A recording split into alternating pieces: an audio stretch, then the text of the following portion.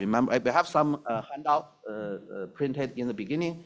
If you want to try it, you need to connect your laptop to our router over here, and then you can try to use the detection. We use a very simple one to demonstrate the concept, but the same principle will apply to others. We also do the network-based SLAM rather than local SLAM to do the demonstration, but you should be able to try same when you're back home. But if you want to try that today, you get the slides, the quick handout over here. The two information would be very crucial for you. The number one is about the username and password for connecting to our router.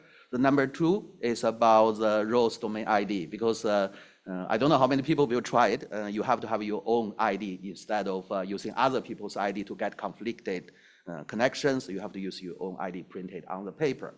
Meanwhile, for all the tutorial sessions, you can find from the website of the tutorial session. If you click on the link over here, you can go directly to the tutorial session. I'm sure Michal will talk more about them, and then this will give you step-by-step instructions on how to use the application. We have the QR code for our GitHub repository over here. You can go to the tutorial sessions and then to try it when you go back to home. And thank you very much. That's all from me. Is there any questions before we go ahead? Yeah, I'm in the early stage, so this is time we have less questions. I will pass my microphone to Michal. He will do the second part of the talk.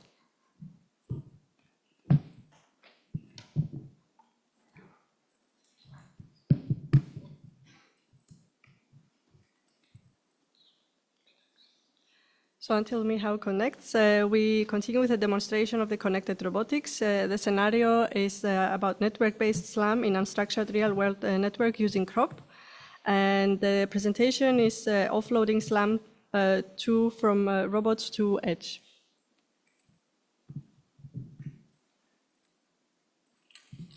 Okay. Hello, everybody. My name is Michal Kapinus. I work for Brno University of Technology. And today I will show you how you can take your SLAM application, put it from the robot to the edge or to cloud, and let it work remotely. So first of all, what is SLAM? I guess most of you already know. Basically, it's a really crucial task for mainly mobile robots. It helps the robot to localize itself, to create a map of its surrounding, and then to localize in it again. It can be used for some surface reconstruction or something else. So, as I said, it's really crucial task for all mobile robots. For this demonstration, first of all, why we would want to offload it from the robot? Basically, the SLAM, especially if you want to use 3D point clouds for the SLAM, it's really resource intensive. You need to use quite a lot of processing power on the robot to be able to create the map and to localize in it. So that's why we want to offload it. And moreover, if you will offload it to some really powerful computer, you can use more aggressive parameters of the SLAM, so you can get better results. For my talk, I selected the cartographer as a already working ROS-based SLAM application. It supports both 2D and 3D point clouds. We will use the 3D in this case. It uses protocol buffers for saving the internal state of the cartographer, so you can create the map, save the 3D representation of the map, and use it later for the localization. So first of all, you will run it. You will create this PB stream file, which is the saved state. You will create some back file, so you can later use the asset writer to create a 2D ROS-based map for the navigation itself. Okay, so what data this use? We use the laser point clouds. We are using the Velodyne to get 3D point clouds of the surrounding.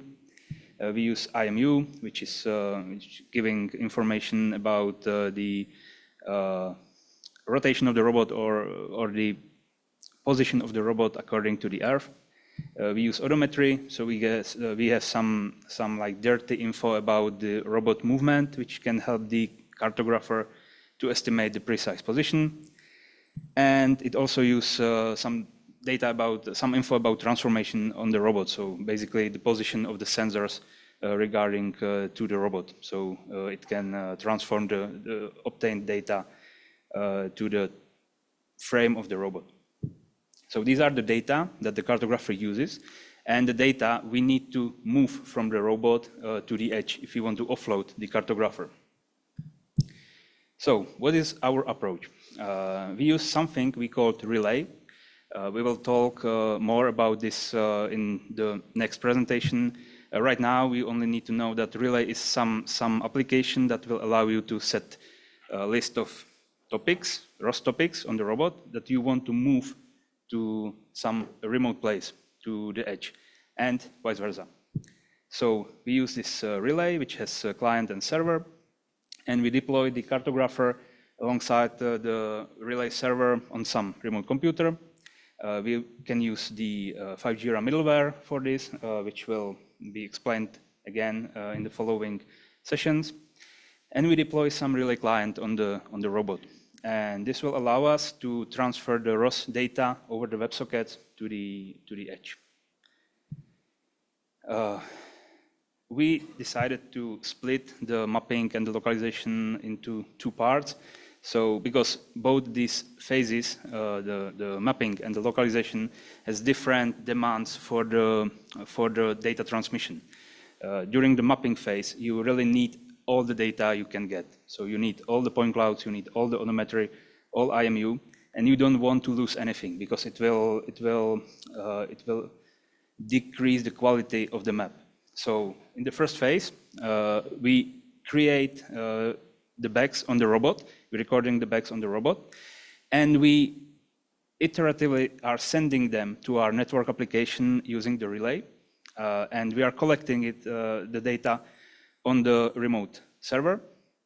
And once we have all of them, it can be either during the mapping or even the robot can go outside of the signal, and once he will return to good connection, he will continue with sending the data. Once we have all of the data on the server, we start the mapping process, which will run the cartographer offline. It will replay all the bags, and it will create two files for us. It will create the 2D map for the navigation, and it will create the PB stream file with the 3D representation of the environment. And in the second phase, the localization phase, that's the phase when you already have your map and you want the robot to navigate itself in the environment. So in this case, we already have this PB stream file. We have the map, and we run the localization mode of the network application. And we are again sending the data through the relay, but this time we don't need all of the data. Well, I mean, if we get all of them, it's the best, but we can lose something, and it will not decrease the quality of the map. It will just decrease the localization for a bit until we get the good connection again. So that's why we split this into two phases.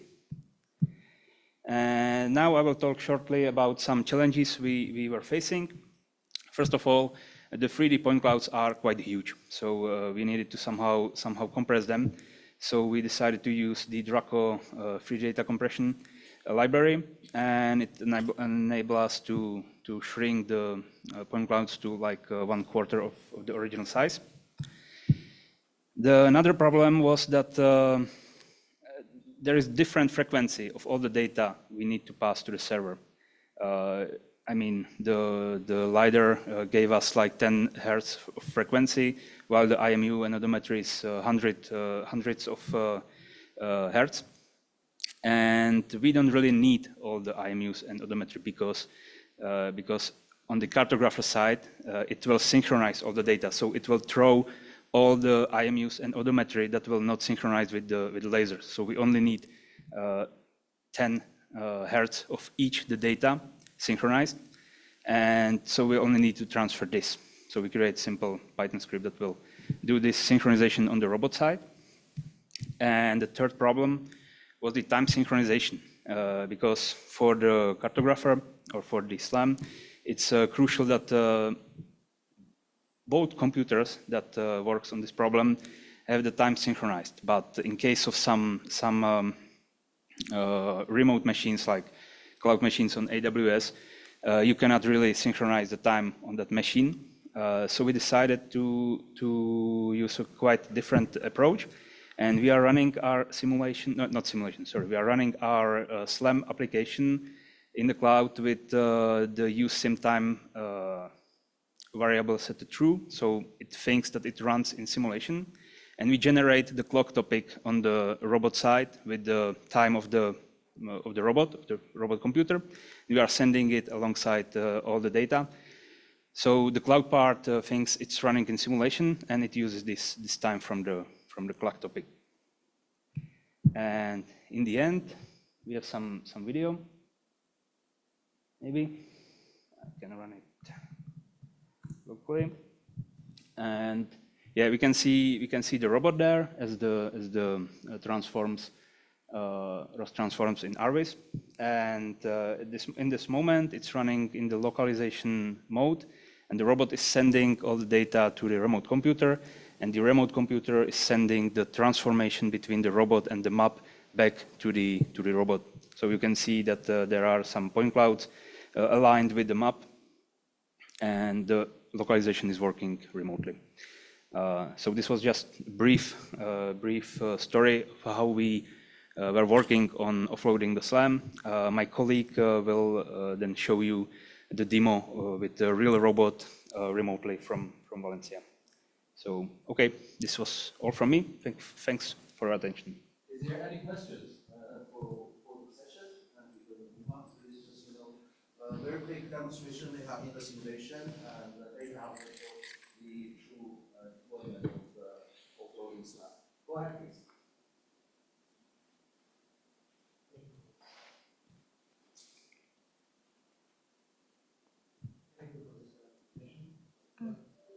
There's a switch over there. You can switch out on the back of the microphone. Is it okay? Yes. Okay. So thank you so much for this presentation.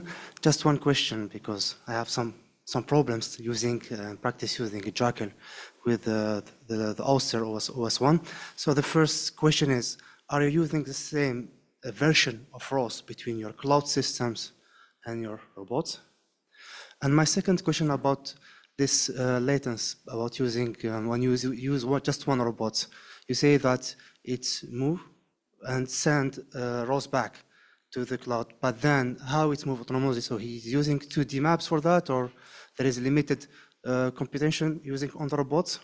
And my third question is about what about using multiple robots here? Because here you talk about using one robot. If you use 2 or 3 robots, what is the challenge here, and is still available to use these solutions? Thank you so much. Okay. I hope I won't forget the questions. And I think I forgot the first one. Different versions. In this demo, we were using the ROS 2 Humble on both sides, but since it's divided with the relay and with the WebSockets, we can use different version of ROS. It could, in theory, it could even work between ROS 1 and ROS 2. And so, yeah, so you don't need to use the same version of ROS on both sides. The second question was, I have really bad memory. I'm sorry about that. What? So the second question is about how the robots move autonomously, which means that they use local SLAM on it for 2D, for example, 2D SLAM just for navigating and sending point cloud to the cloud system, or is it sending everything and waiting for order from the cloud?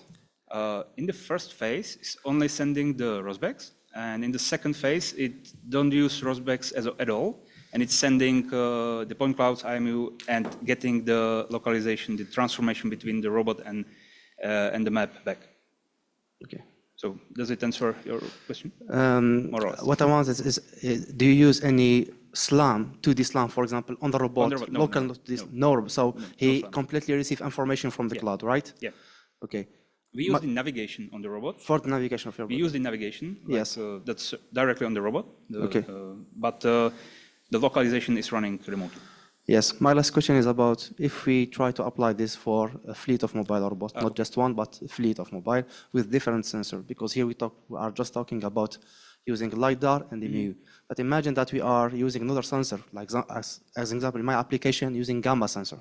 So I receive more data in one time. So is still available or applicable to use this solution, or what do you think? Which challenge we can have if we use multiple robots? Okay, we haven't tried yet. We are working with just one robot, and but it would be really interesting to try more. Yeah, this concrete solution is really point to point, one robot, one server.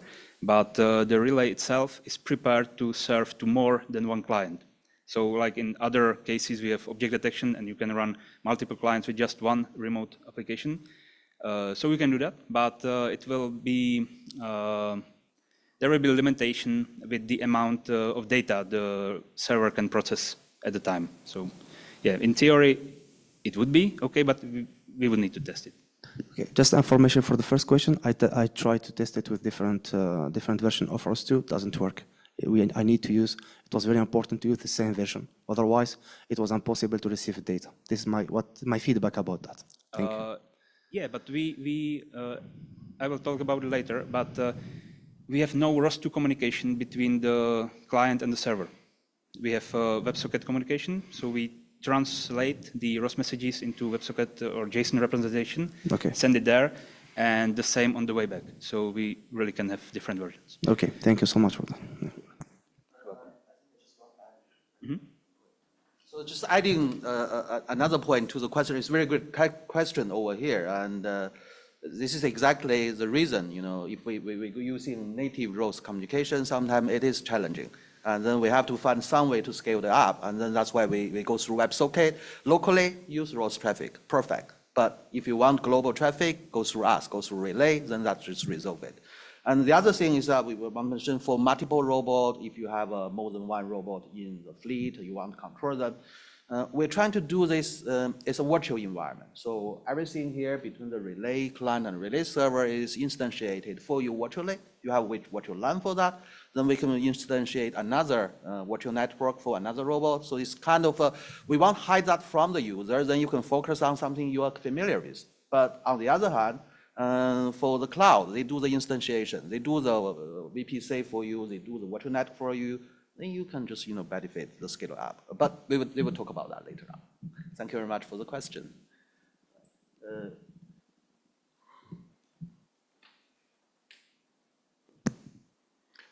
Thank you. So my question would be, how do you deal with like a network disruption of some sort if such a critical function relies on network connectivity? Yeah.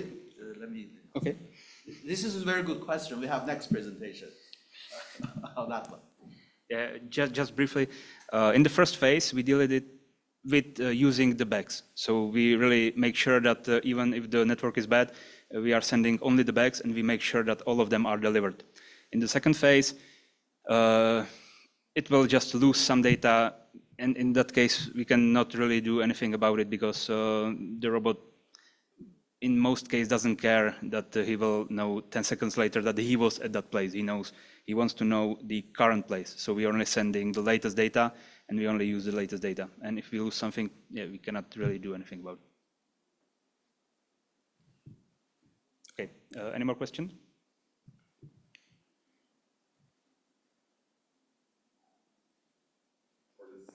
Relay project, how much information does this relay need to be pre-configured for this transport?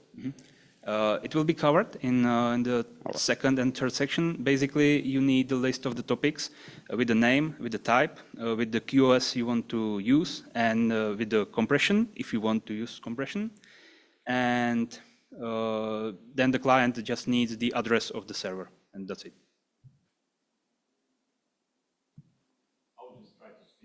Okay. What kind of latencies are you seeing in what network technologies? Yeah. It's hard to answer.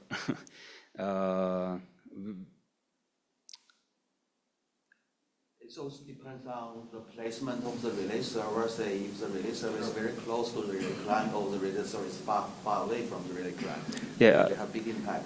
I mean, for example, with the example of the object detection, when we are sending the image, compressed image from the robot to the cloud and back, with the edge settings on the local setup, we have latency of like, I don't know, 50 milliseconds. When we were using the robot deployed outside with the connection through the public 5G, we were able to get to like 100 milliseconds latency, which includes the computation of the object detection on the server and getting the results back to the robot. Okay. I noticed that we use local domain IDs here for this exercise. As far as I know, this is a number between 0 and 255. Is the limitation of the system that you cannot have that more than 256 robots, or is it 256? We are not using ROS domain IDs for this. It's written there because if you want to try in the next session, you will be using our edge machine, and we want to separate your environments. So it's not used for the relay. But say you wanted to connect 300 robots, would it still be possible? Well, as I said, not as I said, but if you use the middleware, then you have separated network for each of your robots. So then you don't need the ROS domain IDs at all. So for each of the instance, you're still experiencing the native ROS experience. If there is a 256 limitation, we still have that limitation. But we can actually instantiate in more than one virtual network, then you can have isolations for it. Okay, any more questions? Thank you, Michal. Thank you. So moving on to the next presentation on quality-aware robot operations, robot selecting optimal resource based on quality signals. Yeah. Okay. This presentation is actually answering one of the questions asked earlier. How do we know about the network quality? How do we know about the radio quality signal? And my colleague Lafranco is originally planned for the presentation, but he unfortunately have a problem. He cannot be here. Adrian will be here to do the presentation. Adrian, can you share your screen with us? Yes, please go ahead. And so this is to explain how do we actually get to know the quality of the signal and how can we adapt our experience, adapt our applications for that. Please go ahead, Adrian. Hello, can you hear me properly? Yeah, we can hear you. Yes, we can. Thank you very much. Hello everyone, and thanks very much for your time. This presentation is about semantic quality maps using ROS2. In this case, we are doing radio-aware quality maps. We will be showcasing some demos and some technical details about this package solution, which actually covers some of the limitations and problems that we may find when we try to use cloud robotics. How is the robot aware of the network layer, and how can it plan accordingly to avoid losing connection, and what happens if I lose connection? So this is all about managing the network from the robot perspective. So right now we are having the 5G. We are using it in industry 4.0. We are using it in PPDR, healthcare, transportation, smart cities. It is also very popular for digital twin in robotics. So there are many potential good solutions when we are using the 5G connectivity. And in this case, we are, as you know, working a lot on cloud robotics and how to offload resources to the cloud. So cloud robotics is here. We want to use it as much as possible. How can we do this with ROS? How can we integratively in an easy way? So let's have a look. So what is the problem? Why do we use cloud robotics? So we have our platforms, our robot platform, which has limitation in terms of computational power, in terms of hardware, and it also has a limited battery when it is running around doing PPDR or some other task. So we have a problem with energy consumption and limitation in our hardware. So to solve this, we can actually use all of these cloud robotics tools to move our processing to the cloud, as you have seen in the previous presentation from my colleague. So this is a good solution, cloud-based robotics. What is the problem? Right now, it is very difficult for the robot to be aware about the network layer in the space and the time. And this is something that we actually need if we want to guarantee some sort of control over the quality of service and quality of experience. So when we do offload the resources to the cloud, we actually can see that we have an improvement in battery life, and we can actually run some really complex algorithm like SLAM or some neural network, and everything works smoothly. However, what happens if we arrive to blind spots, or we really need to guarantee some sort of quality of experience and service and control from the robot side. So our solution is we are proposing some radio-aware semantic maps for ROS2. So the idea is that the robot can receive the information from the network at all times, and it can reconstruct in the 2D space, in this case, a semantic map that is done through a point cloud over the normal occupancy grid from the navigation stack. So our first approach to this was doing simulation of the radio propagation for the signal. And then we also have some simulation in gazebo with our robot. And so everything was simulated. We created our ROS package. In this case, our initial version was for ROS1. And everything worked as expected. However, we really wanted to move on to our practical implementation, right? So we have a package proposed for you, which is fully available on open source, available for ROS1 and ROS2 to do these semantic maps in general. It can also be used for other things apart from radio aware. And the idea is that we are using point cloud to create this semantic layer that is overlapping with the occupancy grid map. We use some color representation that for each color, it represents some sort of status of the network. And then what we can do is we can actually combine this point cloud semantic quality map with the original SLAM map, and we can create a new map. And this new map, which is of type occupancy grid, it will have integrated as virtual obstacles the areas that have very bad coverage. In this case, we are representing it with red. And so the robot can use the native navigation stack of ROS to fully avoid these bad quality areas as if it was a real obstacle, right? So in this case, we are trying to accomplish a really smooth inclusion of the navigation stack with the semantic map layer.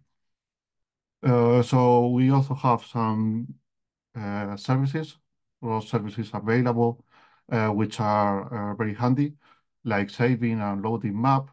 If we do multi-robot semantic map, which we also support, we can request other robots to provide us some information about an area to update our map, and also to perform a switchover, which my colleague will explain later, which is basically moving our network application, our offloaded task from one edge to another, or from one machine to another, depending on the robot situation, right?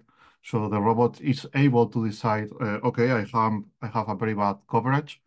I need to move to a different machine, all of my computational resources, a machine that is closer to me, right?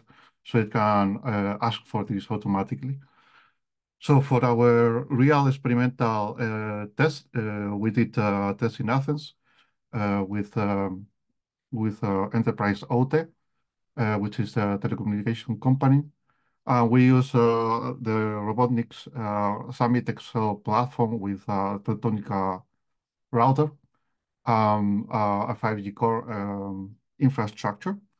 So this was our setup. Our robot has a 3D lidar, a depth camera, a Wi-Fi GPS 5G antenna. We did perform two tests, one for indoor and one for outdoor. So our 5G RAN antenna was on the top, and this is the infrastructure, and this is our robot moving around. Finally, we also did a test about using environment for warehouses, which is also very interesting to look how is the radio propagation over there. So I'm gonna show a video of the real operation. So please enjoy.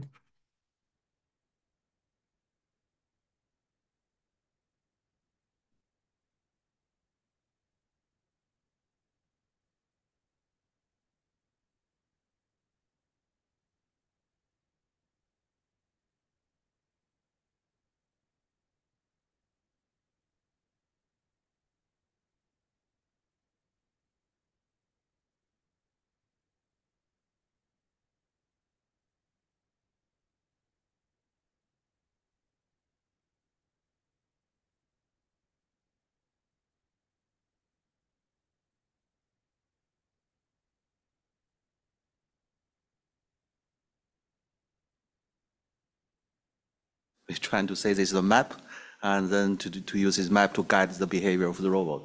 So eventually, it's just show that the semantic map is constructed, and then this will be additional reference for us to plan our navigation in the flowing stage.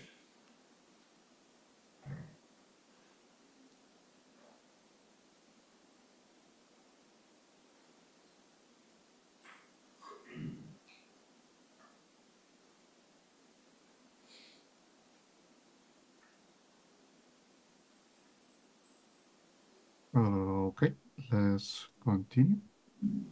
So this is one of the real experiments that we did. Obviously, the farther away we move away from the antenna, the worse our signal is. So the robot is doing very well in the room where the antenna is currently located. And when it goes outside to the other room, it starts getting worse. And the moment it goes farther away, it is really bad for the robot. So given this, we can include some sort of autonomous navigation, and we will create these virtual obstacles, and then the robot will say, okay, if I want to move from some point A to B, I want to make sure I am avoiding the red zone and the yellow zone. And so he will actually try to find a destination, a path to the destination, making sure that the quality is as good as possible. And then for the outdoor scenario, we also tried. And in this case, our antenna is here. This is a room. And then there is a wall. And we have a car in here. So we can see that obstacles like walls affect the signal quality, and the robot needs to traverse trying to figure out which is the best signal quality path. And this one is a warehouse environment. So we have the SLAM map here, big area. And as you can see, the quality is actually pretty bad all over the place. So the robot can actually see that the farther away it moves from the antenna, which is somewhere in here, it will start getting red, more red. And also the cells with all these obstacles affect the radio propagation. So this is another example. So our conclusions is that we provide an extra layer of knowledge to the robot regarding the network quality to improve the robot autonomy when trying to use cloud robotics. And now my colleague will show how to perform switchover actions with the crop middleware, which will allow the robot to trigger automatically a call to move the resources deployed in the cloud from one position to another. So finally, I want to point out that you have the QR codes over here for the 5G-ERA crop repository for the middleware and network applications. And then you also have the ROS2 GitHub repository for you to try it with full documentation. So thank you very much. Hope you find this presentation helpful. We will be very happy to answer any questions my colleagues have. Thank you very much. Thank you. Any questions to Adrian's presentation about the radio-aware quality signal map? This is the way. Go ahead, please. Please. There's one question for you, Adrian. Mm-hmm. Yeah, it's working. Yes, good afternoon. Thanks for your talk. You were saying that you are using Gazebo as a simulator, and I was wondering, how do you simulate audio signals there? Yes, so the Gazebo was only for simulating the robot and the physical environment. And we have two simulations. I didn't fully explain this right, but one simulation was this Gazebo, and then the other simulation was actually a Python script that was generating and simulating the signal propagation. So we actually use some Python library that will simulate how the radio is supposed to behave. And we were actually publishing this information as a topic with a ROS node for this robot in Gazebo to understand what is supposed to be the signal quality.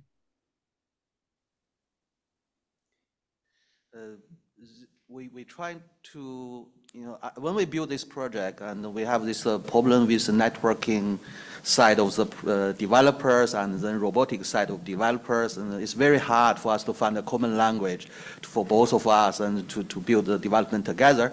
But eventually we settled down, yeah, let's go for a map. And everyone in robotic like map. And then if we can translate the signal quality into a map, maybe both of us will be happy with that. So this is the development. So with the map, for certain situations, we do accept that there's no signal or there's no good signal over there. Then we can adapt ourselves. A robot can be clever enough to think about, I might be running locally for a while and I might save some data temporarily. Then later on, we do the upload. And so we can have this kind of additional layer of network information added as a part of a planning process for us to do the switchover, for us to do the navigation according to the need of the robot. Thank you very much, Adrian, for the answer. And our next presentation is from Bartosz. It's about how do we actually do the edge switchover, how do we do that?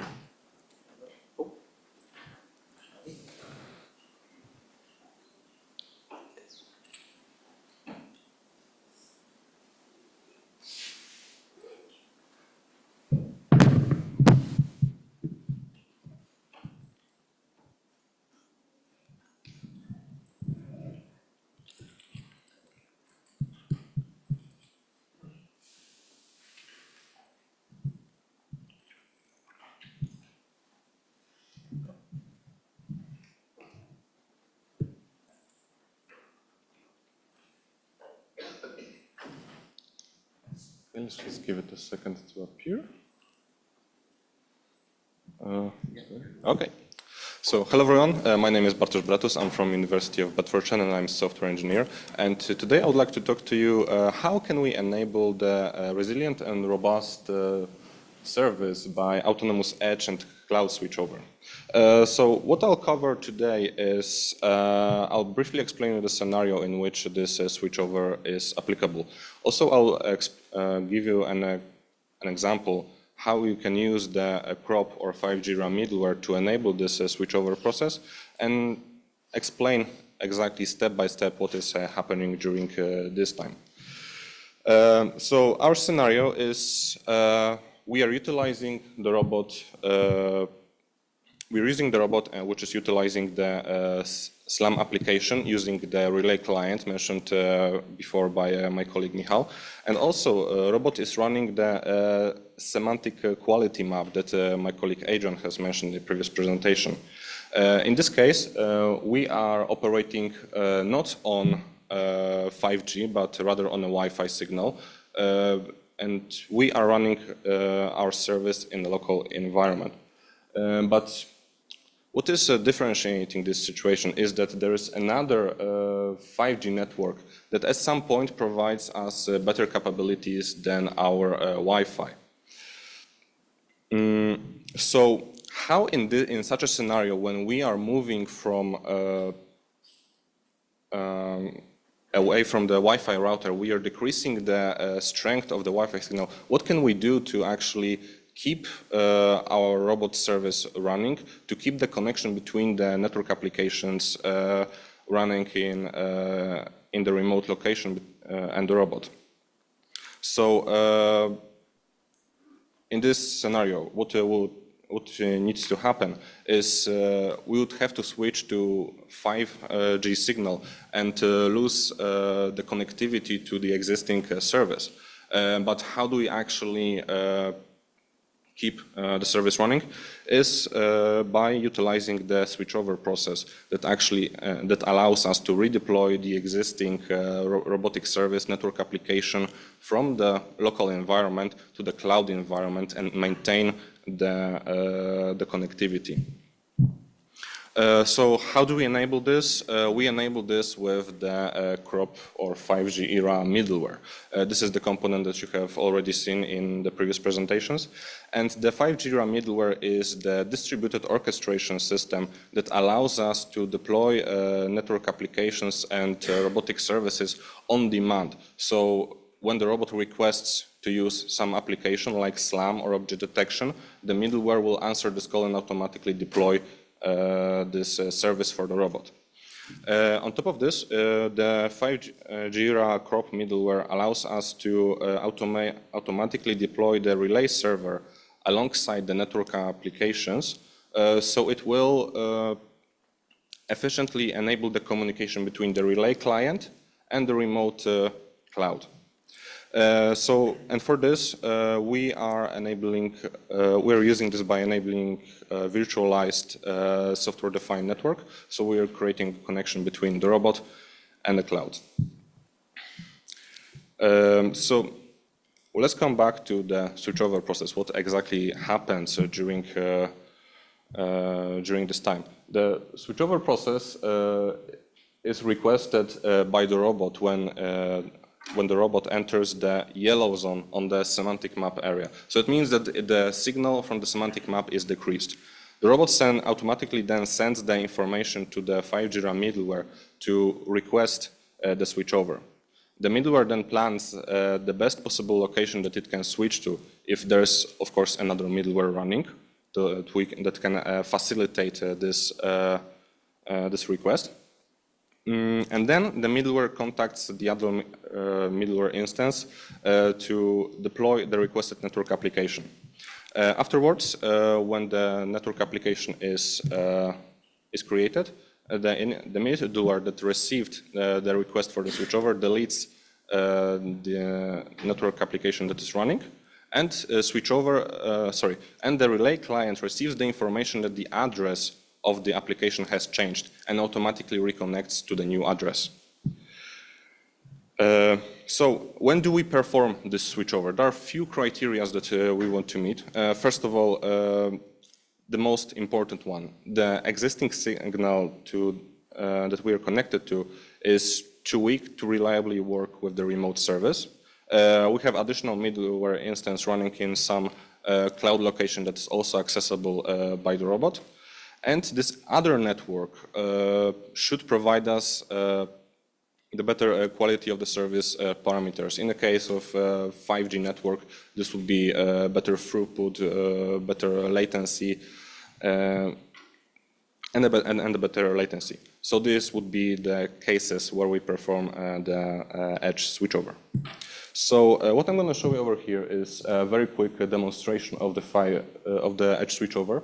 On the right-hand side, you can see the semantic map with the robot mapping the signal quality with the yellow color and the green color.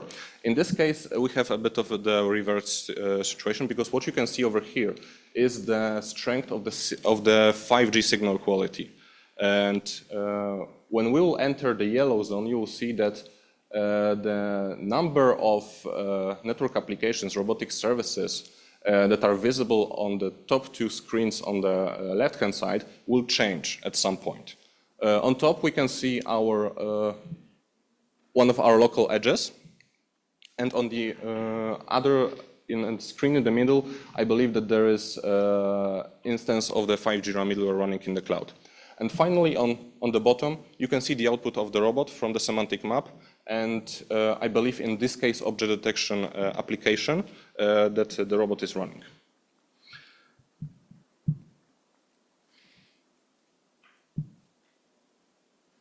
Yeah, so as you can see now, on the left bottom screen, we are getting an output from the network application running in one of the edges. And you can see the robot on the right-hand side moving towards the green area. And when it enters the green area, what should happen now is that there is a change on the left-hand side in the services deployed. You see that automatically a new object detection service has been deployed, and the old one from the initial middleware instance is automatically terminated to keep the resources low and to still enable the connection between the robot and their services. As you probably also have seen, there was almost no visible change in a detection from the NetApp client. So this means that we can, with this switchover process, we can still provide the reliable and continuous service to the robotic applications. Oops, okay. Sorry. And so thank you. This is all from me. For the future, for this and future presentation, you can use this QR code to see the better process, the better description of the switchover process and how we use Terraform to actually deploy the crop middleware, which will be covered in my next presentation. So thank you so much. Do you have any questions? Yes.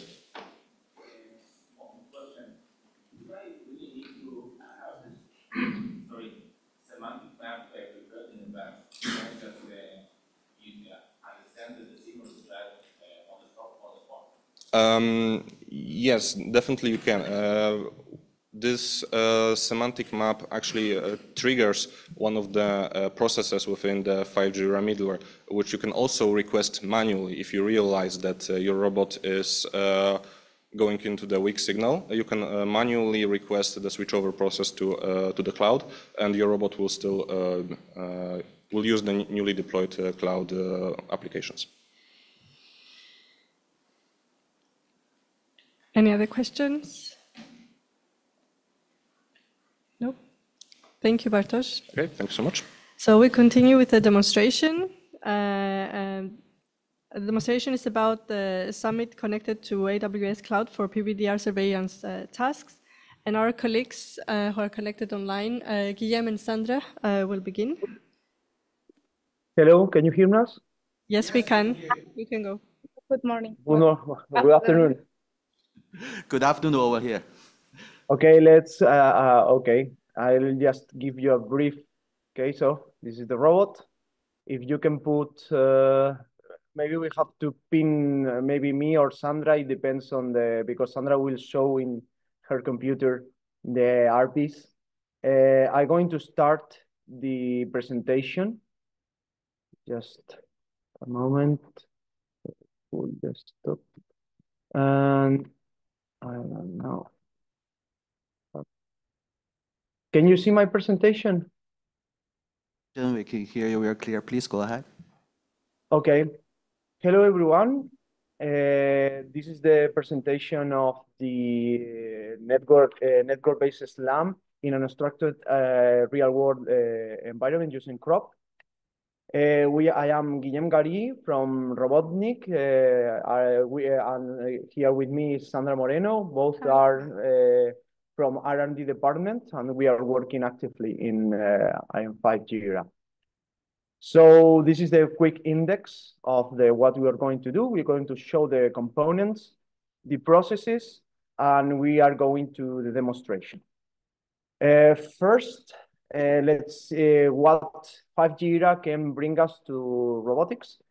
The 5G enables several enhancements in robotics applications, such as increased computing capabilities like via offloading to more power for devices.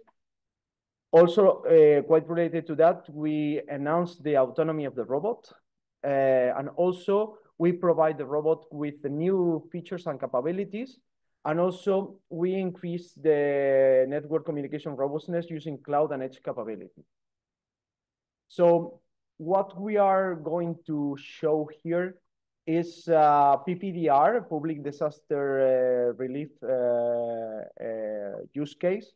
This scenario aims to simulate a catastrophic event in outdoors using an IMR to do a mapping and also a localization.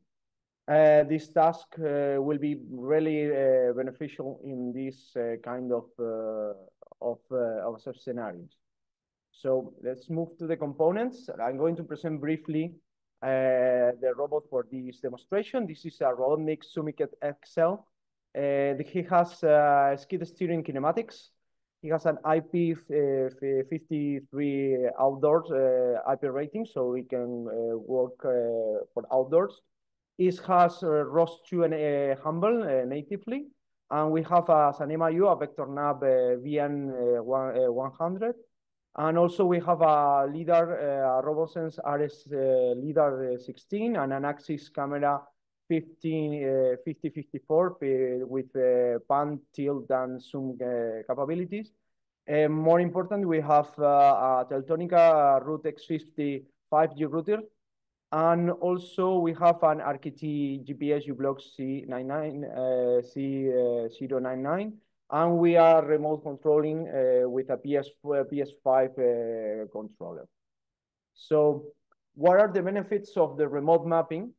This process is more accurate when we are not doing it with live data, because as my colleague Michal explained it before, we need to have the 3D map is doing, it could do it online, but the 2D map the ones we are used to see it on RBs needs to done in 2 phases. So we send the robot has no real-time constraints, so we can send it as you go and we return to the base. And also, due to the use of more powerful machines, the map could be generated much faster than in the robot. Also, because this process is not done in the robot, this mapping that is CPU intensive could help us to reduce the amount of battery usage during this process. So we have longer run times. Also, in the localization, we have better accuracy because we can configure the edge or the cloud with more aggressive configurations. And also we can enhance the autonomy because we can cover more area because we are not doing a very powerful and CPU hungry process on the robot. Okay, this is the topology. My colleagues have more depth, already explained what is the topology. So I'm going to be brief. Our summit is equipped with a Teltonika X50. We connect to the router to the 5G-ERA middleware, and we deploy the localization network network application in order to provide the localization. We already have the mapping done, and this is the process. The robot will provide the compressed 3D point cloud with Braco, the static TFs, and the ROS clock in order to synchronize. Also the odometry and the IMU. Also, we provide the transform from a robot-based footprint to robot odom. On the edge, we are going to start the Relay network application with the mapping with the map server and the cartographer. On the robot, we are going to use the Relay client in order to transform these ROS2 topics to WebSocket, and with the Relay client, Relay server, we transform it again to ROS2 maps topics. So once the process is done, the Relay network, the Relay through the relay, we are going to obtain the transform from ODOM to map. That's the ones to provide the localization, and we are going to receive the 2D map. So let's move to the demonstration. I'm going to stop the sharing, and my colleague here, Sandra, is going to show everything. Okay. That's cool. Okay, share. So, I don't, Renchi, I don't know if you see. Hi, this is us. We are here in Robotnik. I can see you. Okay, we are moving the robot. We are moving the robot. The robot is this. And here. also, if you switch to my camera, I think frozen. Sorry. Stop video. And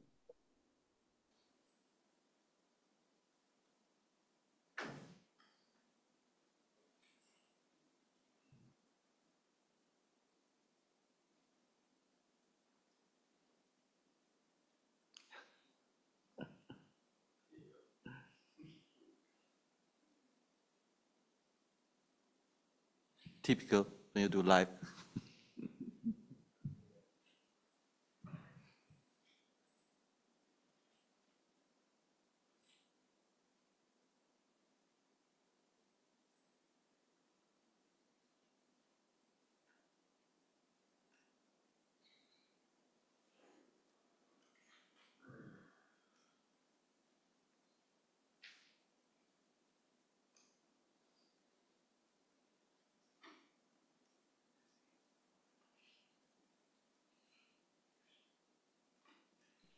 Hi. okay, can you hear us?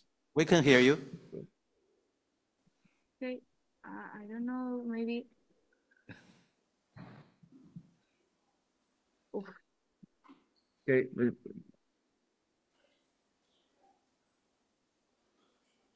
Okay, I'm going to restart this. I don't know if they can hear us. I don't know. Yes. Hi? Okay.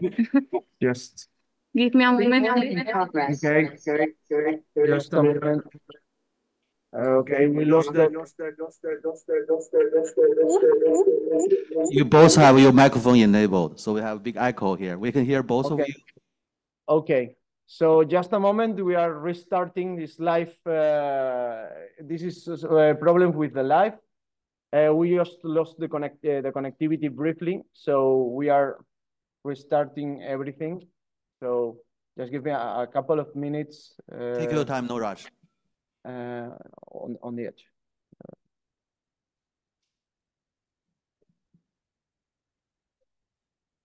Why is it not happening? No, but in the edge. Yeah. Just a moment. That's restarting.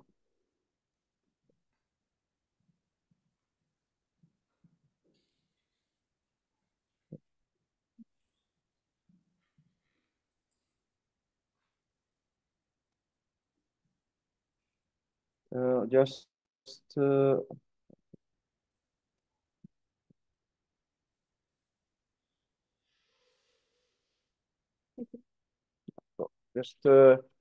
okay, just okay. No worry, just take your time and Yeah, it's you know that we also have a video. We can show it. I'm going to show it in the meantime while my colleague is. I think it's because yes, please go ahead. would lose the connection with the VPN. Okay. Give me a moment. Yeah, And just a moment. I'm going to start the screen, the screen sharing.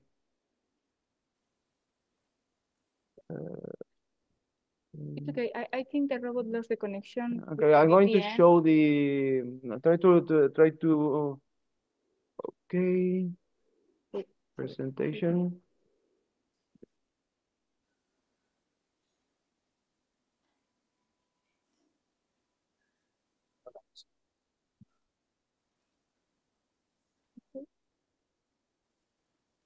Now. Okay, now we are going live. I think that.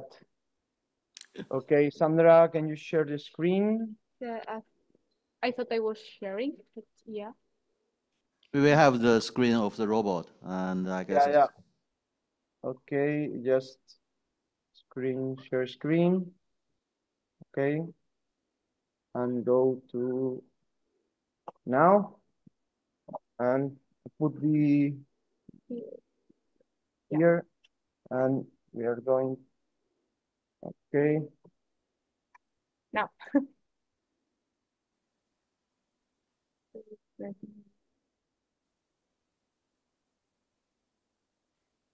Do you mind Okay. explain a little bit what is happening here? Yeah, it's the robot now because we restarted. We are okay. The robot is a little bit lost. Just a moment. We're going to restart. In the meantime, I'm going to show the video. Stop sharing. I'm going to return to my.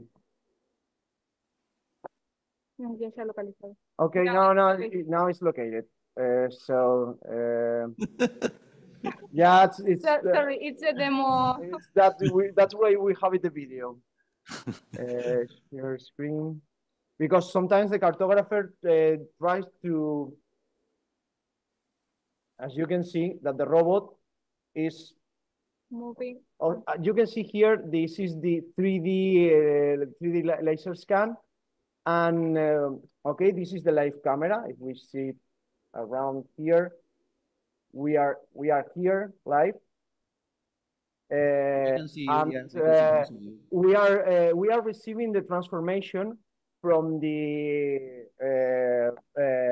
5G-ERA localization. So Sandra, you can show that we are not running cartographer each stop. Can you read it, or you want it a little bit bigger?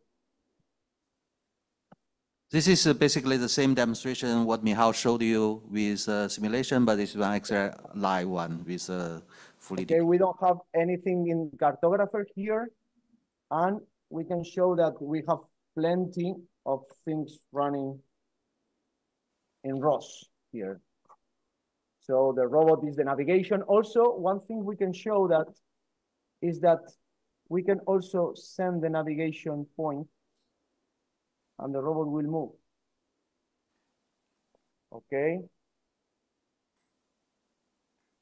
So the robot is navigating. So and we are doing this by remote localization. And here. Okay. I can. Okay. So and we. This is the node. Okay, this is the where we are running it. So we are having this cartographer here, and this is on a separate device. So the last thing we wanted to show here is that even though we can run it this is on the edge, not in the AWS because of the latency. But this video we are showing is running in Czech Republic. So it's a problem with latency, but even though we have a reliable connection, we can show that this video we are showing here is done with the SLAM running in Czech Republic and the robot is in Valencia. Yeah. The performance is worse than in local, of course, because we have latency problems and throughput.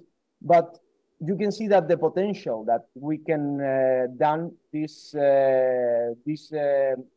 SLAM outside the robot, even though if we can assure that this is a good connectivity,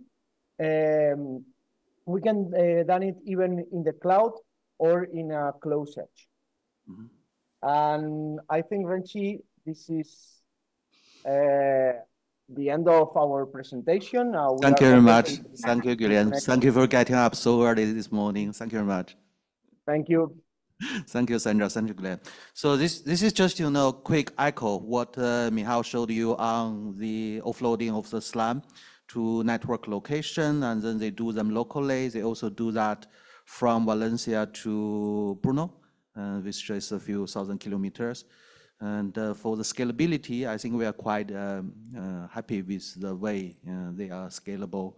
And when we have the virtual network, when we have a relay inserted into a native ROS environment, we kind of maintain what we experience with ROS for as much as possible. And we have a few more quick demonstration on the applications of distributed robotics working for transport and working for manufacturing. My colleague John will show us how do we use that for transport robot, and then my colleague Darren will show us how do we use a similar technology for manufacturing. Let's go ahead. Use your laptop. Go ahead, please. So the presentation from Jan will be about applications of connected robotics in transportation, and then Darren will present the applications of connected robotics in manufacturing.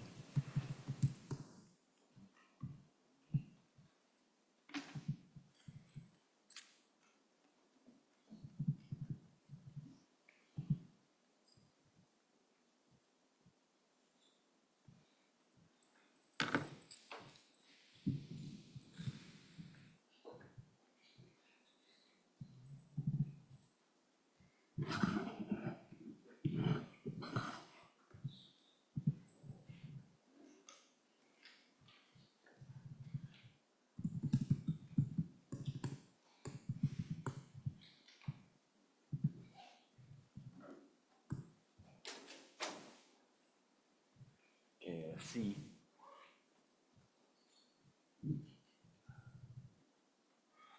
Oh, nice. Okay.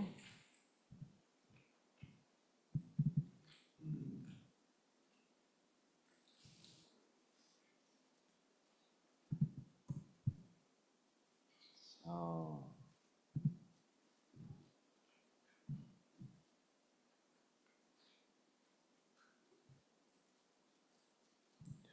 Wait a minute.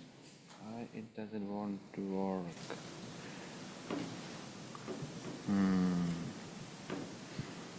Just a minute, please. Oh, and it works. Nice. Okay, hello everybody. I am John from Ring Auto, and I work as CTO there.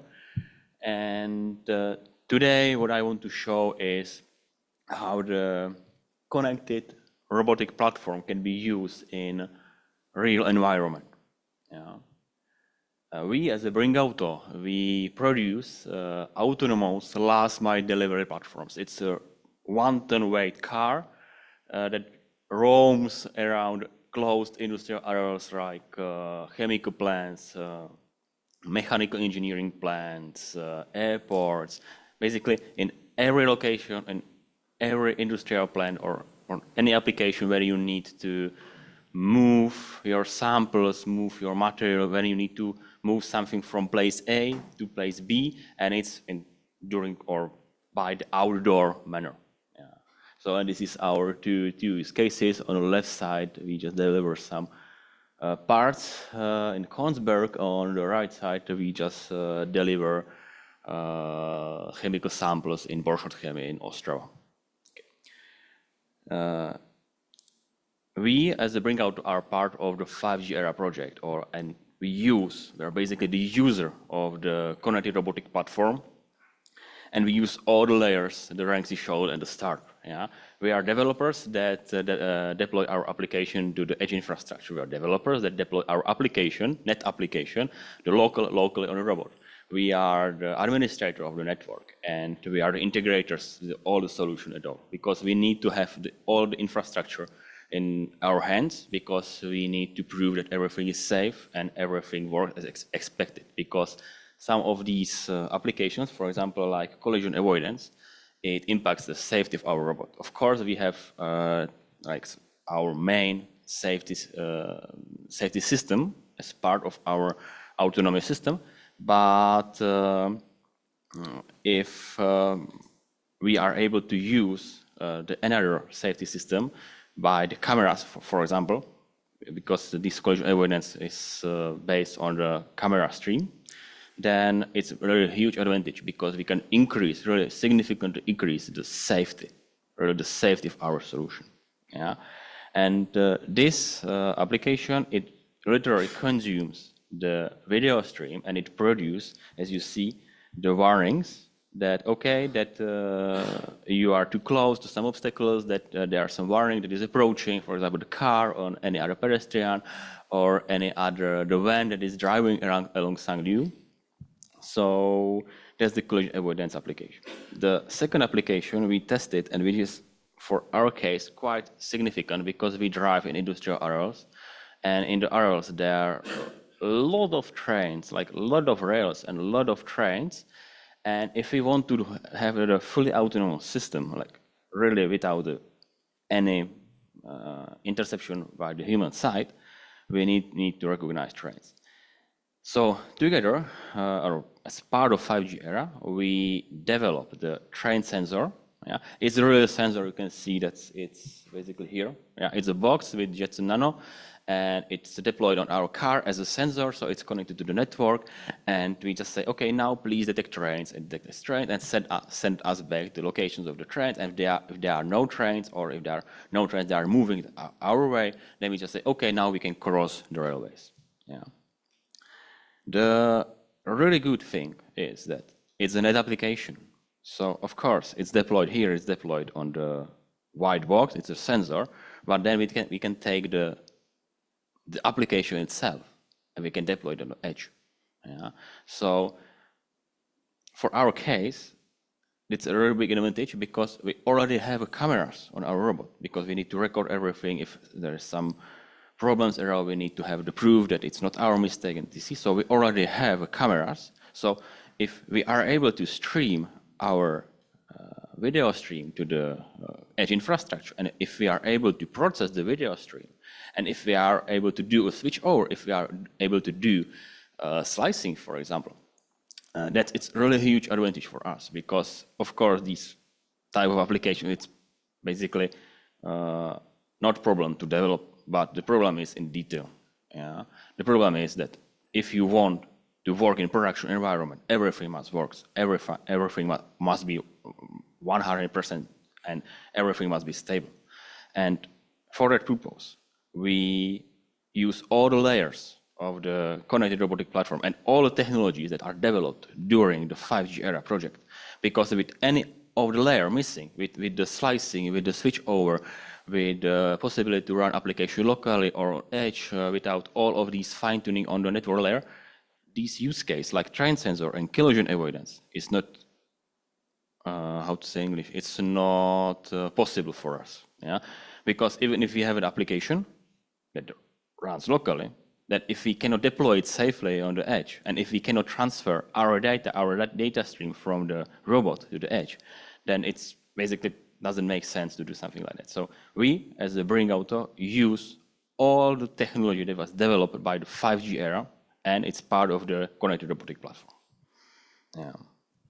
So, and because we are a product company, we still need to have a quite big motivation why to do or why to participate in these projects. And for us, it's this: if we use this technology in production, it really significantly decreases the cost. Yeah. It will significantly increase the reliability because you tune up the one technology. It's centralized in cloud. Yeah. So if one cluster dies, then you can instantly spam another cluster and everything works. And it's possible in these days. Yeah. It's not a problem at all. And the really significant part is if you already have data on the edge infrastructure, then you can really speed up your development because then you have the framework that you can use. You have data you can use. You just develop your new application as a container. You just deploy it and you just watch how it behaves. You just watch where are the edge cases, what are the problems. And once the application is tuned up and you say, okay, it's ready for production, you just say, okay, now just deploy it on the production robots. And now you just have 50 robots in production with a new feature, and you didn't change anything on the robot. You didn't change anything in the robot in general. Yeah? You have the same hardware, you have the same software, you have the same computation hardware, you have the same sensor, everything is literally the same. The only thing you did is that you just deployed another application in your edge infrastructure that adds another, for example, the collision avoidance, or it adds some train sensor detecting, and etc. Yeah. And of course, the ERA adoption. Yeah, because if you are able to easily test new technologies or new approaches, yeah, then you can really adapt to the new ways how to solve your problems. And in our field, it's really important. Yeah, I think the speed of development and ERA adoption is really important because we run in a quite hard environment, and not because it's not a solved problem, but because there are a lot of edge cases. Yeah, there are a lot of things you need to take care. Yeah, for example, there are trains, there are like loading ramps, unloading ramps, there are gates, there are, the thing that stops you when you want to cross the train, and etc. And you need to interact with all the infrastructure that are in industrial plants or mechanical plants, any plants you want to deploy your robot. Okay, and now I have a video here, and it seems it's better to show in offline. So, and now we see this is our robot, and if you can see that there is no sensor at the top. Yeah, we use our cameras. We literally use our cameras here, yeah, to stream data to the cloud, to the same server as Robotnik did. Yeah, and we just send data, and we receive all of these informations. Like, okay, the train is approaching. Okay, there is a problem. There can be a collision. Yeah, and here is the collision avoidance system. And you can see that you have some errors, and that one of my colleagues is doing the obstacle. So our robot just read the data that are produced by the edge infrastructure and react on that. And because we were in the Brno, it's really, really responsive. So it's really usable in the real production environment. Yeah. So if I go back, if there's something, no. Okay, guys, that's, how can I? So confused. So confused. Okay, it works. Okay, guys, that's me. I'm Honza Kubalek, so if you have any question, you can just catch me here in the conference. Of course, if you have any question, you can ask me directly now. And please don't follow us as a 5G-ERA on GitHub, because more followers, better followers. And if you want to discuss anything, so I'm here for your question, for your insight. And this is to our robots, because we don't do only the industrial area or the industrial last mile delivery, but we do it with vending machines. We do the drafts. You know, you can draft beer and draft Coca-Cola. It's basically the replacement of the Coca-Cola in Czech Republic. So we have the autonomous last mile delivery chassis, yeah, that runs autonomously and drives an outside environment. You know. Okay, so that's all. Any other questions? Yes.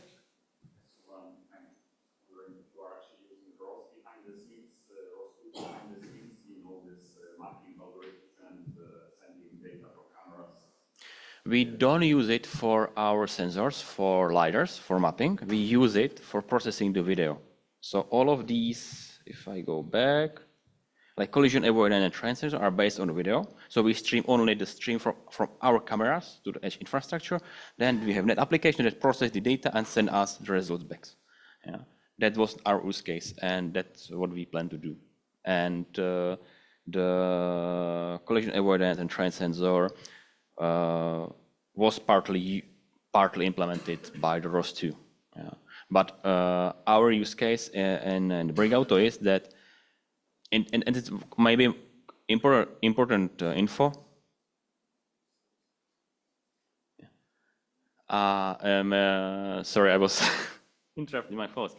And one more information, important information is that for us as a company that relies on safety, yeah, we, for our critical parts of software like localization and core collision avoidance, we don't use ROS, but we can use the technology developed by 5G-ERA by our system too. So, but on the sensor and on the relay, there were ROS too, but you can use it even without ROS too. So if you say, okay, I cannot certify the ROS too, because a lot of unknowns, it's a lot of work, then you can use it even without ROS too, because you have the compatibility layer, you have the communication layer, as the Michael mentioned. Yeah, that's a really important part for us, because if it relies on ROS deployed applications, then it really, how to say in English, you know, huh?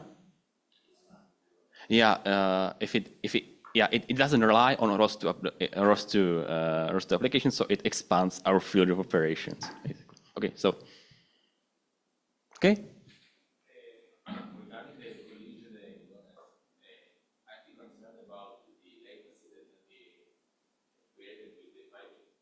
Yeah. The latency that were in the use case on the video was quite good. Yeah. Honestly, I don't know the values. It's the answer question maybe for Michael or for our technicals, but it was completely usable. Yeah. And one more note is that we have our collision avoidance system in our autonomy. Yeah. And this is for just add-on to increase the safety of the solution, because what we do is that we take our data from LiDARs, and this was the implementation of collision avoidance by cameras. Yeah, so it adds safety to our system. Yeah. Just adding one thing is so the actuator is kind of important. Yeah. If they don't have to coordinate the network, we have to switch back to the local actuator. Yeah. Exactly. Yeah, and of course you can run the collision avoidance locally on your hardware, basically, if it's possible. Yeah. Okay. Any other questions? Yes. Thank you. I really like the platform, and I'm also a fan of Kofola. So my question would be about safety. So how, I guess this platform is not really meant to carry people, as you showed in one of the videos. It's not really certified, you don't have seatbelt and so on. So how can you detect people sitting on it, and how can you prevent that from happening? We detect it by process. We don't have any sensors or any cameras to detect people. It's basically the heavy machinery for all of our customers. It's heavy machinery, and they have a lot of processes to train their people. Like say, okay, this is heavy machinery, and this is how you behave to the machine. Yeah, and we don't detect that kind of situation. But we were thinking about it, but it's not so easy, because in some cases you have some load on your platform, and in some cases, even if you have cameras, if you have some sensors, there are still a really big chance that you will not detect the people. So it's still the process around that you need to train the people that cooperate or control the robot, or not integrate, like you know, the word they just touch the robot and etc. And so the payload is, for example, the hydrants or the chemical samples. Yeah, it depends. Here is the hydrants or any other material that is deployed or it's needed to transfer from A to B on any industrial plant. Or, for example, we can do even the normal last mile delivery, like standard presence or standard chemical samples around the industrial area. So basically, we don't detect the people that are sitting on our platform. So if you want, you can sit on that, but you know. It's not. So you cannot operate on a public road? No, it cannot operate in a public road. Now it operates only on closed industrial areas. Yeah. And how about the platform you showed with like Kofola and like package? It's where it is. It's here. Why it doesn't work? Yeah, because YouTube. Just give me minutes, please. Yeah, you mean this one? It's for showcase. Yeah, we have it on the parks for some actions or some events for our cities like Brno, Prague. Yeah, so just for the showcase that, okay, we do the last mile delivery. Yeah. Yeah. This one is very hard to climb up to see. Yeah. You can try it. We would had manage, one I try, think. but Like you can, yeah. yeah, you can, of course, you can sit there. Yeah, of course, we had one kid that did it, but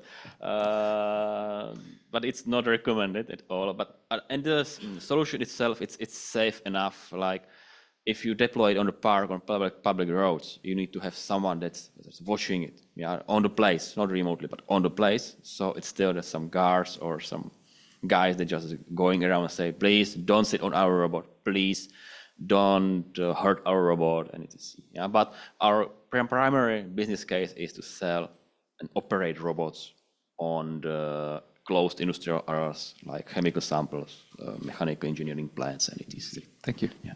Okay. Okay. Any other questions? Anyone? Anything? No. Oh, okay. Yes.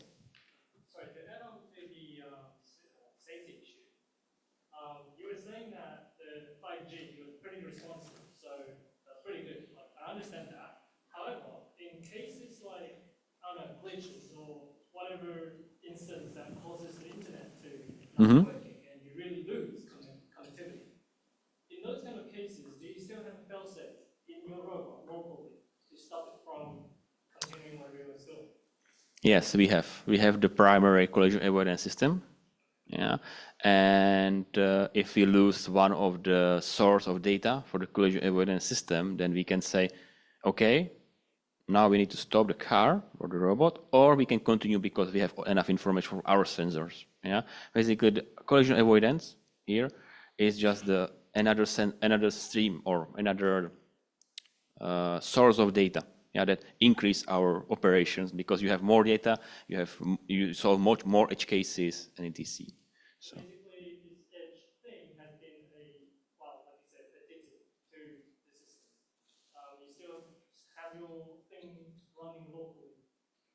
yes, yes. We, for example, if I understand correctly, your question now, I will try to scroll up. Basically, we run it locally. It's on this sensor. On this sensor, the net app runs locally. It's Jetson Nano, and it runs really smoothly. Yeah. But then we had the second case. We say, okay, now we want to stream our data to edge infrastructure. Yeah, and we want to test it. Yeah, and we found that both of these use cases are usable for us in the environment where we have stable 5G signal. Yeah. So of course we can switch over to our local deployed hardware. But for example, for our customers, it's like if we say our selling point is, okay, you can have a train detector there, or you can have the collision avoidance for fogs or bears or something like that. And we don't need to buy another hardware to deploy on a robot. So you save a really big bunch of money for the hardware, and you just stream your data to the cloud. And then you have multiple applications like train sensor, collision avoidance, like pre-mapping and etc. And then you just process the data on the edge and you just download only the results. So you save a lot of money on the hardware, and because you can have only the needed hardware on the robot, all of your robots can have the same setup, the same sensors, the same compute hardware, the same connection to the network and etc. Yeah, so it's in many cases it's just cheaper. Yeah, so if we deploy this technology in a production, production ready, then it will really decrease the price of our robots for our customers. Yeah. Okay. Any other? Yes. Thank you for the demonstration. I understand that collision avoidance, for example, is a function that really requires real-time response. Yes. So I wonder in your demonstration and your local edge kind of connection. Have you tested real-time performance yet? We tested it, and honestly, I don't know the exact numbers, but it's usable. It's still usable. If the biggest advantage is the transport layer between the robot and the edge infrastructure. That's why we use 5G. That's why we use slicing, because then we can have a really stable transport layer between our robot and the edge infrastructure. And for us, like delay like 100, 150 milliseconds is still fine because we drive like 20, 25 kilometers per hour. Yeah. So in your evaluation, do you actually need continuous computation in the edge net every, say, Yes. 50 milliseconds to send back that kind Yes. of situation? And do you maintain that performance purely based on, say, there's a good 5G connection there? Or do you have anything in addition actually maintain a good performance from a real-time perspective? Sorry, I didn't hear you clear now, but if I understand correctly, you are asking if we have enough resources to compute on our edge and long term. So let's say collision avoidance application requires maybe 100 millisecond maximum delay between your local and edge. Yes. Do you rely on the 5G network Yes. itself to Yes. deliver that guaranteed, say, 100 Yes. milliseconds delay? Yes. Without 5G and without, yeah, if you rank it. This is only for cooling area, only for the region we know 100% we have good connection. Yes. As long as they have the static quality map showing us not going to be green, the local processing has to be there. Yes. Thank you. Yes. Okay. Might not be a question to you, but I'm curious about this relay application. So are you using this relay application to relay between whatever the camera or whatever raw sockets you have on your robot and the edge? Wow, that's a hard question. Honestly, I'm not sure, and I think that detailed information Michal Kapius, but he's looking like he will not use it. So I think we will not use it.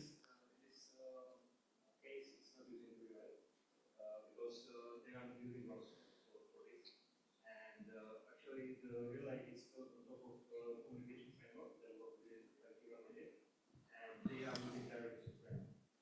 So they are using the same backend, but the relay is like on top of the backend to provide the ROS to. Yes. One thing that I noticed with this relay project is that actually doesn't have a license. So yeah, that's what I was mentioning at the start. That you can use ROS, or if you don't use ROS. It's up to you. Yeah, of course. Yeah. But yeah. Shall we have one last question? Yeah, sure.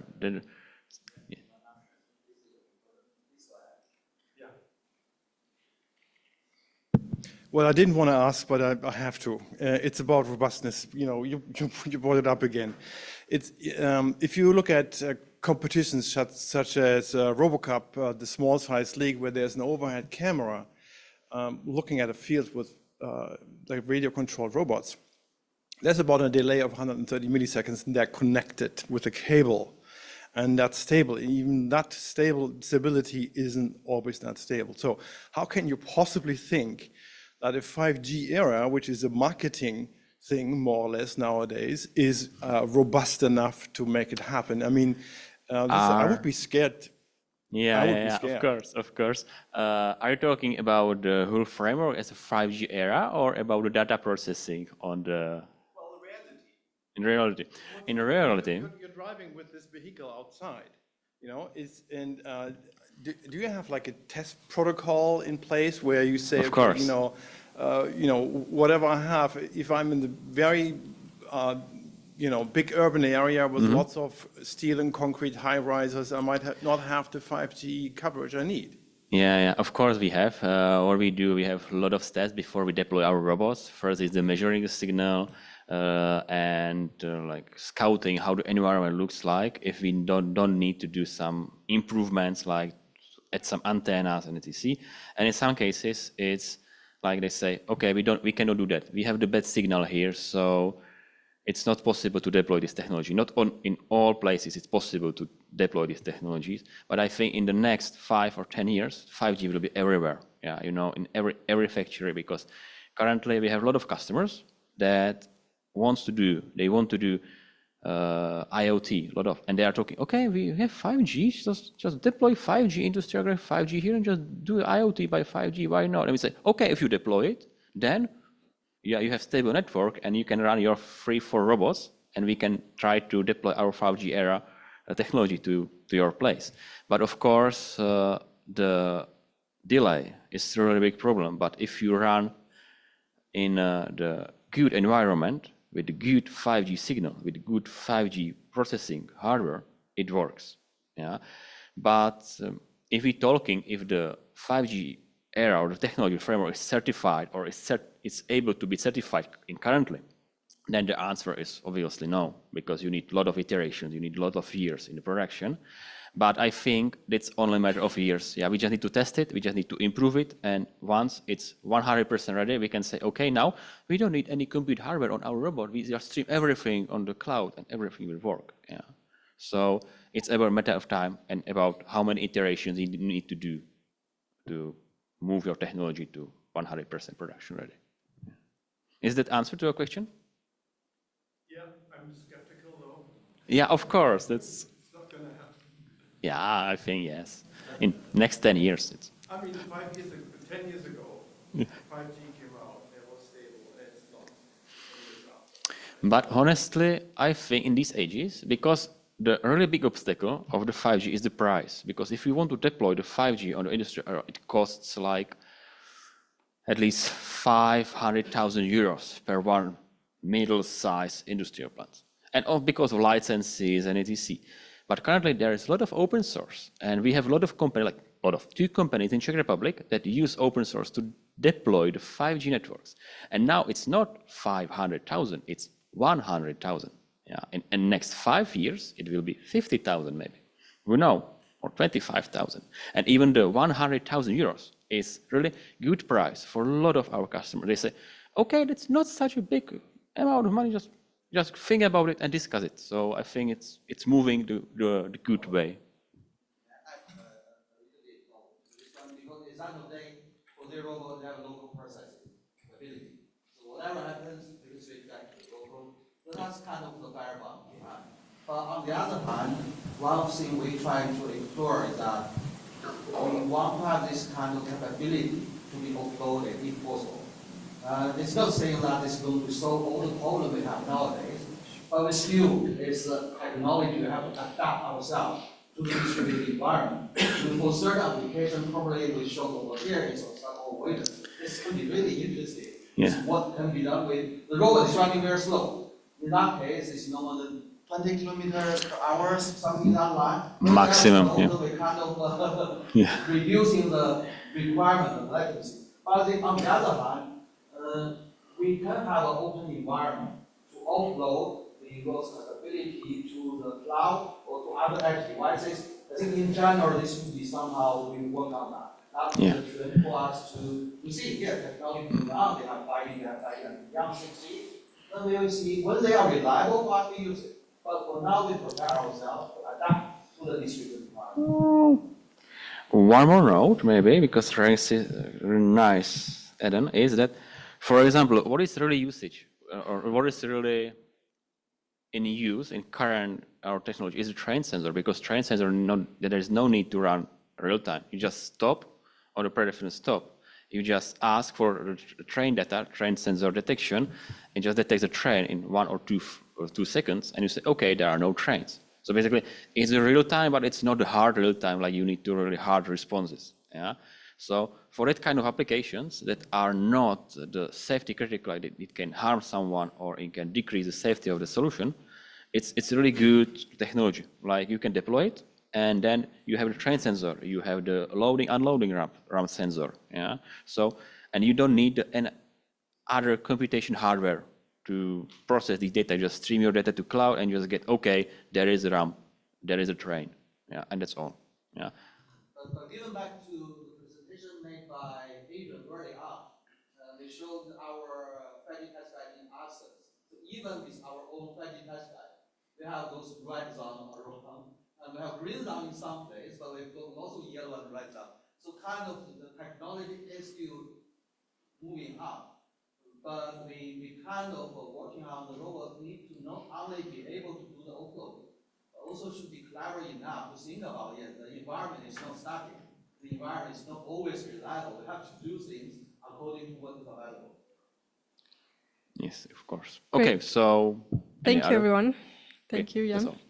We're running a bit late, so there's a big discussion we opened. Maybe we can continue during the break session later.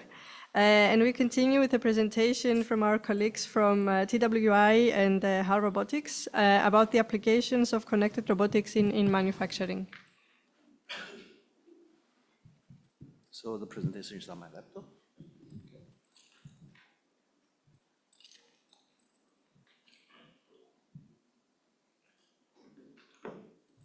Which one's yours, Darren? Yeah. Thank you very much.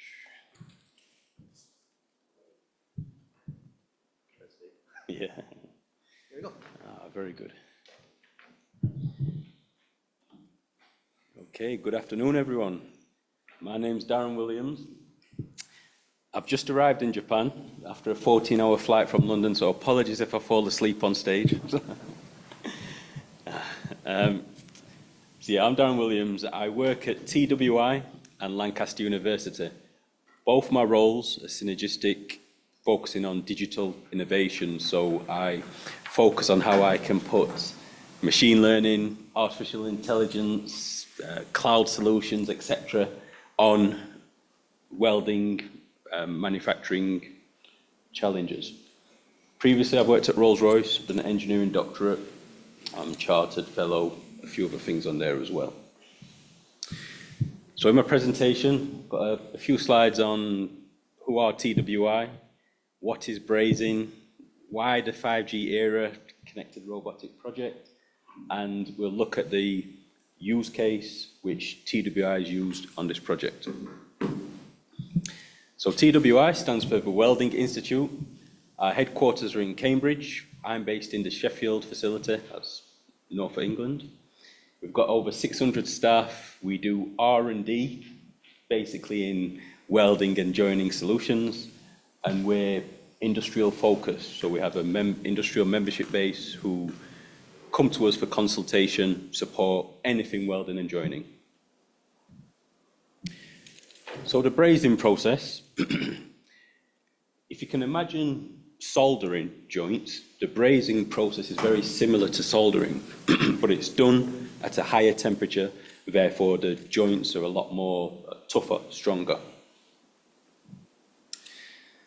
The 5G-ERA project, and the main use case, or the main thing that we were trying to enable with the 5G-ERA project is an autonomous robotic solution for the vacuum brazing process. So we're very intrigued, concerned, and looking forward to utilizing the mass customization. So how we can look at manufacturing as a service, how we can develop modules of robotic code and put them together to increase efficiencies on the shop floor. And so the main challenges that we looked at in this project was the network infrastructure. So how can we optimize it for process automation? How we introduce automation into a labor-intensive process. So traditionally, we have highly skilled workers carrying out these welding operations. So how we can move from highly skilled worker to a robot or cobot solution. The use of different hardware, how we can merge that together, get the best on our manufacturing processes, and ultimately how we can leverage 5G to access the modularization of these complex services that the robots run. Hopefully this makes sense, but I do have some videos as well just to show you through the process. So when we look at the brazing solution, you can see it playing now.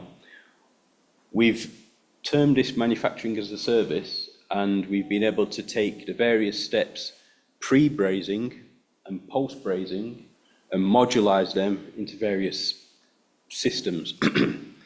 What this enables us to do is, now that we've got this structure, we can implement this automation on any similar production line, anywhere around the world, at a really quick time as well. Just let that play. I think there's only a bit left, just showing the vacuum furnace there. So as I mentioned, we do go up to high temperatures, which helps with the structural integrity. We apply a filler metal to the parts.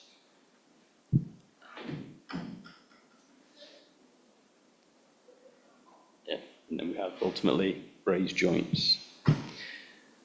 So one of the main use cases was the on-site operations. So when we've got an operator on site, I'll just play this video. So an operator's on site, right next to the machine, they can put a headset on, typically a Microsoft HoloLens, and they're greeted with a toolbox. Now with this toolbox, they can set the process going, customize the process. So you can see here the tooling's just been loaded. The operator with the headset, that's what they see on the left. And they can use their fingers to command, to action things. And now you can see the robot moving through those subroutines which we've developed. So you'll see shortly the filler material gets layered down. And we've also got a key-on scanner attached to the robot so that after the brazing process is done, we can check that it's within the right tolerances for our process.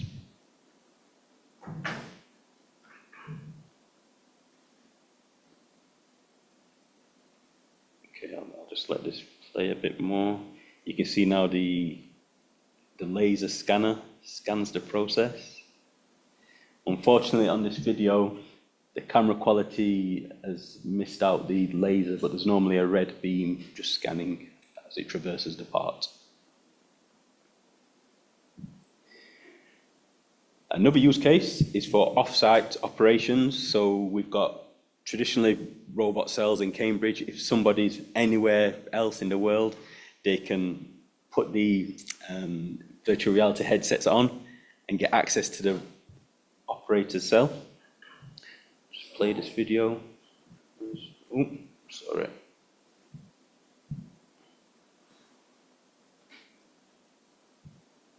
I have some sound on, but I don't want the sound to play. That's okay. So a remote operator can be presented with the cell by putting a virtual reality headset on. The operator can interact with the cell.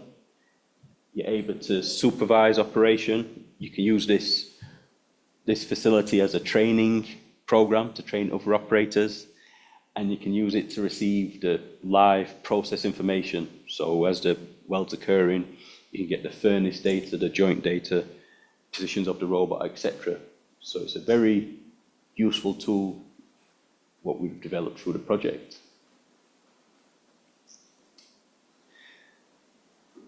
Okay. Final slide then. So I've shown a few use cases of what we've done at TWI, how we've utilized 5G-ERA.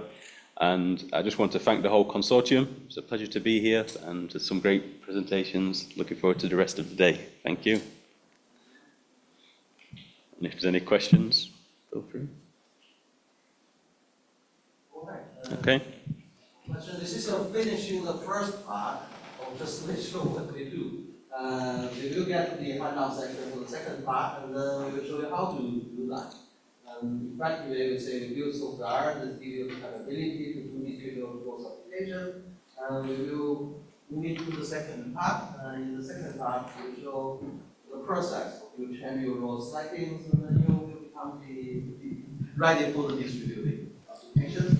And this is the last session. We will have a break after the handout demonstration. Then we move to the third section part of the section. After the break, then you can have a rest, and then you can build your own application together with us to see how we try to do that. We have one application for manufacturing, one application for calibration, scheduled for the final part. So that will be the final bit. So now let's give it to Nihal to see how we actually write those sources. Okay, hello again. In this session, you can join us with the working. You can do everything I will do here. You can do on your own laptop. You will need the paper, which is located here. So if you don't have it yet, please take one. And you will need access to this page. I'm actually not sure if there is a link on the paper, but if you go to our GitHub, 5G-ERA GitHub /docs. I hope it's visible. Then you can find it in the workshop ICRA 24 workshops folder. So I will hope you will be able to get there. ICRA 24 workshops and hands-on for ROS with crop. So I will now go through this tutorial. You can either watch or you can follow me and do the same. After my talk and my colleagues' talk, there should be a little bit of time when you can try it by yourself, or you can even try it afterwards, after the ICRA in your home. So first of all, you will need access to our edge machine, which is here. It's a quite powerful machine with a GPU. At the beginning of the tutorial, there is an address and a user account for you, so you can SSH there. Please don't do anything nasty there. And on the paper, you have your domain ID, which you should use for everything you do, because we are all connected to the same network, so we will probably be able to see each other topics. So please use this ROS domain ID to separate the environments. So in my demonstration, I will show you two examples of network application. The first will be object detection, and the second one will actually be the collision avoidance, which Jan already showed, which is deployed on the robot. So you will be able to try both of them. So let's start. And one thing, the first one, the object detection, will be demonstrated with using the relay, and the collision avoidance application will be demonstrated without the relay. You're only using the underlying communication framework. So let's go for it. First of all, as we will try the object detection service, we need to get some source of the images. So we can either use this USB cam node, or you can use some video file and play it with the image publisher node from the ROS. So I will start my camera. And we can check that everything works by showing the images from the camera with this second command. And first of all, I forgot to set the domain ID. So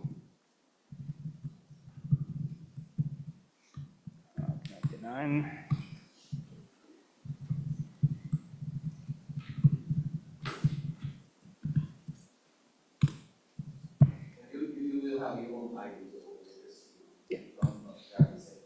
And yeah, you can see that there is a picture from my web camera. And now we can actually run the object detection service on our own computer. So I will run it here on my laptop, just to demonstrate that we have some object detection made in ROS 2. So, okay, I need to use sudo.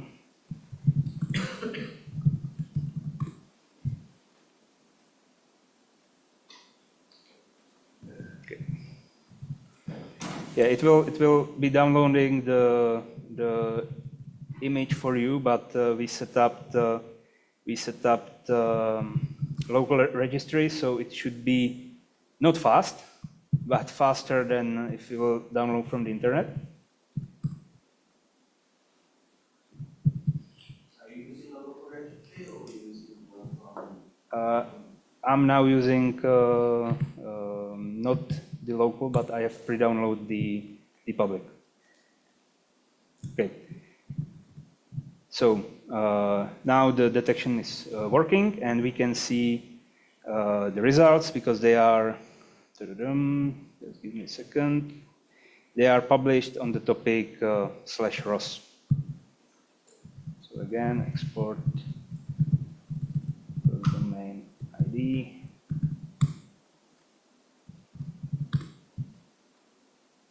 No.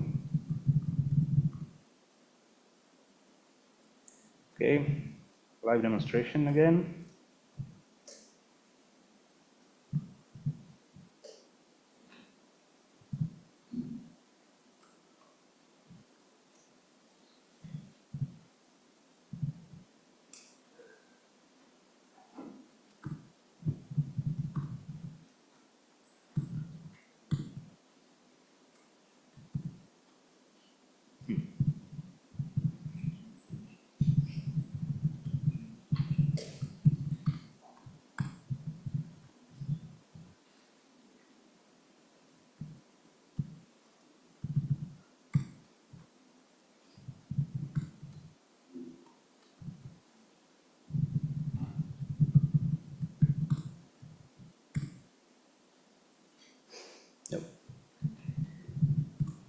Okay, it worked like 10 minutes ago.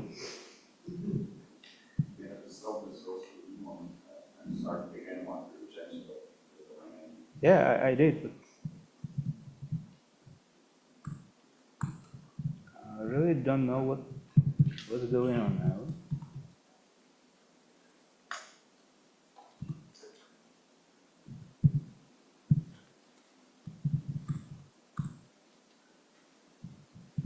Okay.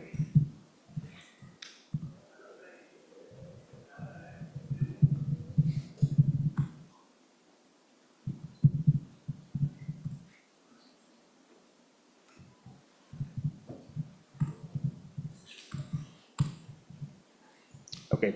If you have similar problem, then try to run the Docker image in host mode, network host mode. It should not be needed, but I don't know, somehow it just stopped working without it. Okay, so now we can see that on the topic res we have some results, and we can use this another Docker image to actually put the detection inside the image, because we are getting only the JSON with the description of the detection, only the bounding boxes. So we can run this another image.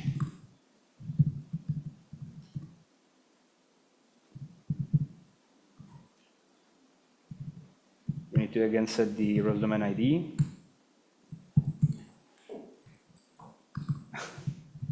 And it looks like it will not work again, but let's give it a try. Yeah, it works. I'm sorry about the color, but that's just some problem with the detection. Not with the detection, but with the another. Sorry, just don't mind the color. So now you can see that it works, and the detection is running on my laptop. So it's not really 30 frames per second, and we only run the simplest the simplest object detection. If we will actually try to run something more demanding, like, I don't know, this mask, or I don't know, some darknet YOLO, we can just specify this environment variable and run the object detector again.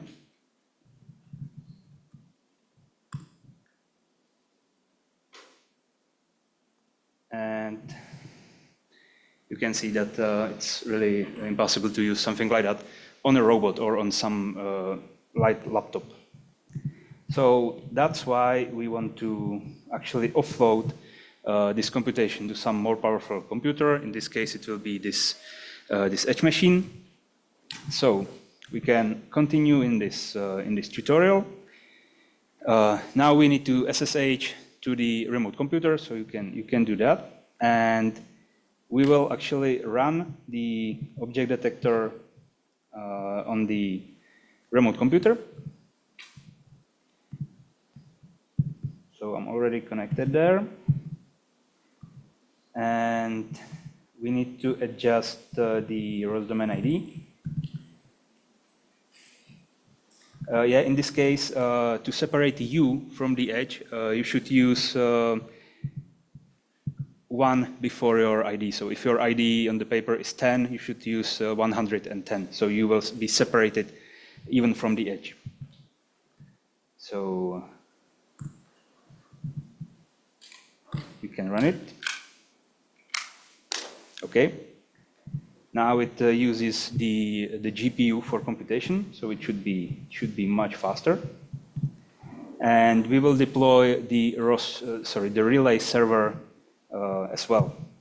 So this is another image, which is ROS2 relay server. And we need to adjust again the ROS domain ID. And we also need to specify the port on which will the server running. So again, if you have your domain ID like 10, you need to set there 10,010. So everyone has their own port. Okay, now we will run it. And you can see that it runs on this address. So it's the address of the edge machine, and it's the port you set. And we can take the relay client and deploy it again on our laptop.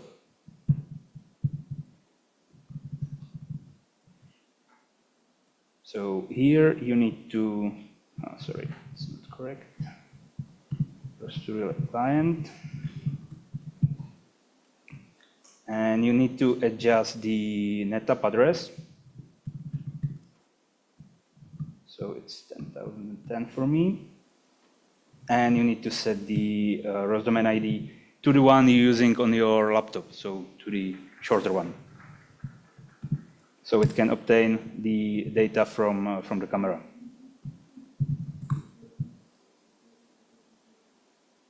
Okay, so now it's connected. And we can again try to display the results.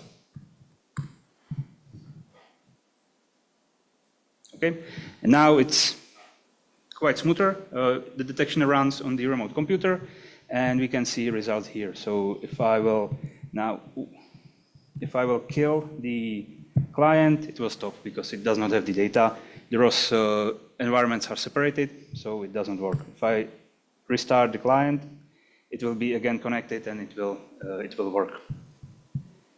And we can also try the more powerful model. So we can specify again the darknet.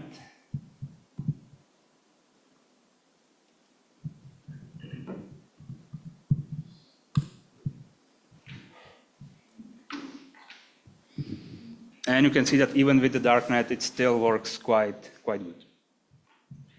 So this way, we can achieve actually even better latency for such tasks because the application latency will decrease on the server, and if the amount of this decrease is bigger than the added network latency, the overall latency is lowered. So in all these cases, I was setting everything using the environment variables. And you can see that, for example, for the relay server, I just need to find it. For the relay server, I only said that, I only said that I will be sending the results from the server back to the client on topic res with this type, and I will be receiving the images from the client, again with the name and type. And the same with the client, I said that I will be sending images and receiving these results. So this was the first demonstration on how to use the relay to offload some application. And in the second section, I will show you a similar approach with the obstacle avoidance. In this case, we will not use the ROS. we will use only the underlying communication framework. So I've already deployed, I think, I already deployed the network application on the edge, so we can just connect to it. And so we need to install this FCV client from the Python package index. So I will create a new virtual environment, like, I don't know, ICRA demo. And I will install this client. Let's see how fast it will be. Shouldn't be. Okay. Okay, it takes some time, so I will just switch to another virtual environment where it is already installed. Because of this network issues, it will take some time. And right now, we only need, for the client part, we only need to set up the NetApp address.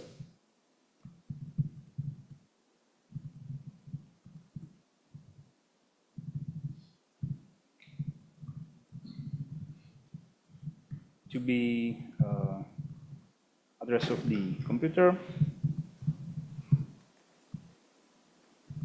And the port of the running network application, in this case, it's 5896.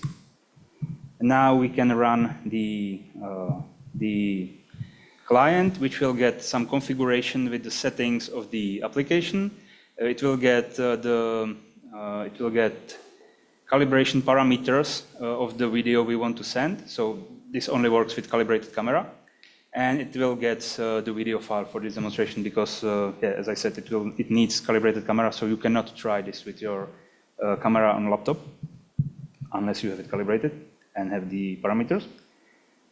So I will try to run it, and yeah, you can see that you are getting the results from the server. So in this case, you get it detects objects like, I don't know, humans, dogs, cars, and it estimates if there is if the objects will collide with the robot and give you information about potential problems. Yeah. Okay. Basically, it's what you saw in Jan's presentation when the robot was moving, and you saw the boundary boxes around the moving objects. And one more thing, which I forgot, is that, give me a second, I will restart the camera, and in all these cases, I was deploying the server part manually, but you can also use the middleware for this. So in this edge machine, we have the middleware installed, and you can run, you can use the middleware with the relay client. You need to specify a bit of parameters. You need to specify the address of the middleware. You need to specify some credentials. You need to specify ID of the robot. It's all prepared in the tutorial for the test. And if you run it, then what happens? The client will contact the middleware and ask it to actually deploy the network application for you, and it will give you the address of the network application. And once you got it, you are able to obtain the results. It will take some time, maybe. Now the middleware is deploying the network application.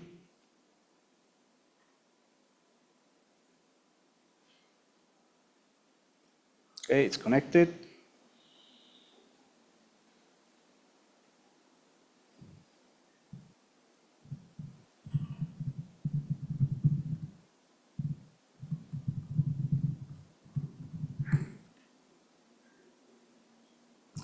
Yeah, I need to run it in the host mode.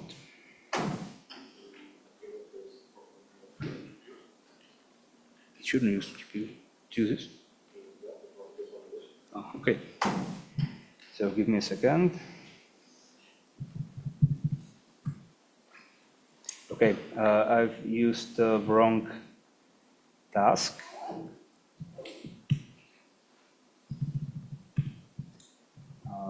Yeah. Sorry about that.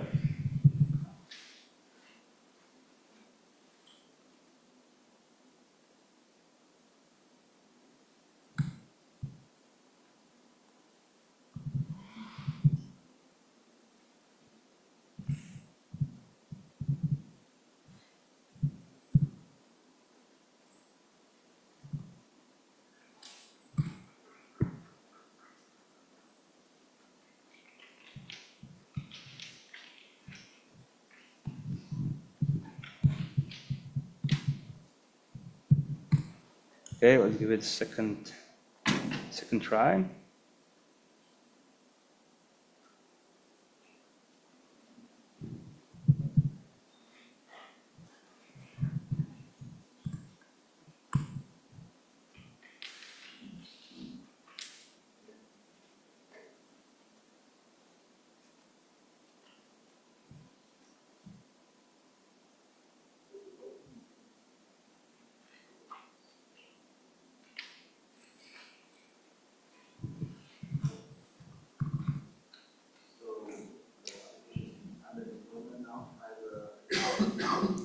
Yeah, it. This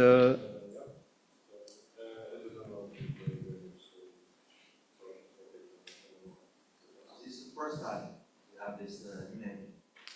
Yeah, in this case, this is the first time doing it with you. Shouldn't be. Unfortunately, it can take a few moments. Yeah, because yeah. of this internet connection. But eventually, it should be there. Yeah, but you get the idea. it will ask the middleware, it will deploy the application, give you the address, so you don't need to bother about deploying it by yourself, and it will just works usually. Okay, so that's all from me. Now you will have some time.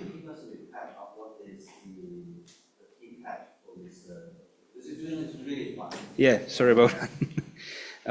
Yeah, as I said, you can go through the tutorial by your own.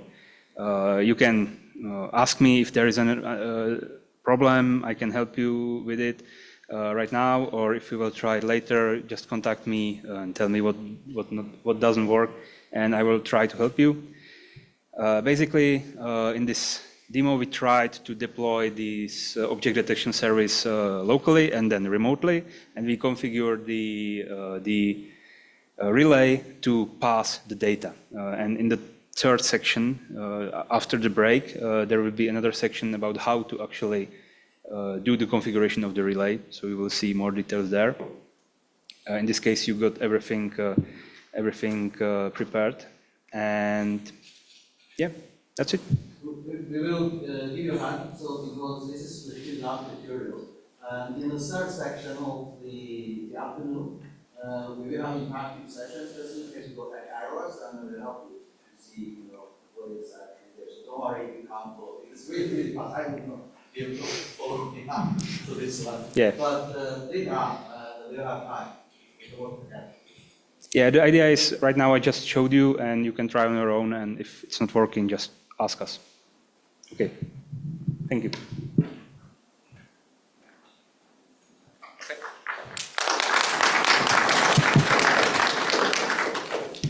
Okay, so hello, it's me, Bartosz Bratus again, and right now with my colleague Radu, we would like to give you a behind-the-scenes view of the full story behind orchestrating the applications for robotic use cases. Don't worry, if you want to catch up with what Michal is doing, was presenting to you, feel free to do so, feel free to ask him any questions. In the meanwhile, I'm going to present my bit with Radu, so you can listen with one ear and maybe try to work together on the tutorial that he presented. So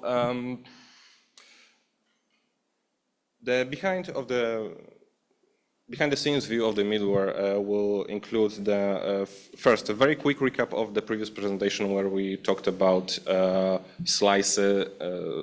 edge switchover. We talked about crop middleware and semantic map. So we'll remind ourselves very quickly about it. Then we will deep dive into the crop middleware, what actually crop can do for you, how it automates the process that Michal was presenting in his presentation. Then I'll give the voice back to my colleague Radu. He will talk about how we are automating the infrastructure provision to automate the middleware deployment. And he will describe how all of this together is used to perform the edge switchover once again. So the very quick recap, we have covered the edge switchover and how it increases the reliability and resiliency of the robot services in the unstructured network environment. We have discussed how what is the basic infrastructure for crop and what is this architecture. And we have talked about the edge switchover, when do we want to perform it, when there is a better network available for us, when there are at least 2 middleware instances running at the same time in different locations and robot can access both of them, and how the edge switchover is conducted by robot requesting the change of the deployment of some applications. Then the middlewares are are communicating between each other to deploy a new application and delete the old unused one. So going back to the middleware architecture here. So to briefly go around the features of the middleware, we are the orchestration system for containerized network applications. So it means that when you containerize your application using Docker, for example, you can use us. We can orchestrate. The orchestration means full support of the life cycle of the application. So we're starting with the deployment. We're monitoring your application throughout its operation. And we then can schedule the automatic deletion of the network application. When you decide that you have finished your work done, then we can automatically delete it. This also can be done on demand when the robot or you as the end user want to deploy some application and use them. We are built using the microservice architecture, so it means that the scaling of the middleware is very easy. It is very easy to use the 5G-ERA middleware in multiple different locations to achieve better coverage of the network, to have a better server to choose from when you're using your robots. And on top of this, we're utilizing Kubernetes as an orchestration platform. What it means for us? It means that it enables us to use all of the features of the Kubernetes, like infinite scaling of these applications, like automatic exposure of the applications with the Kubernetes, the failure handling that the Kubernetes offers, and so on.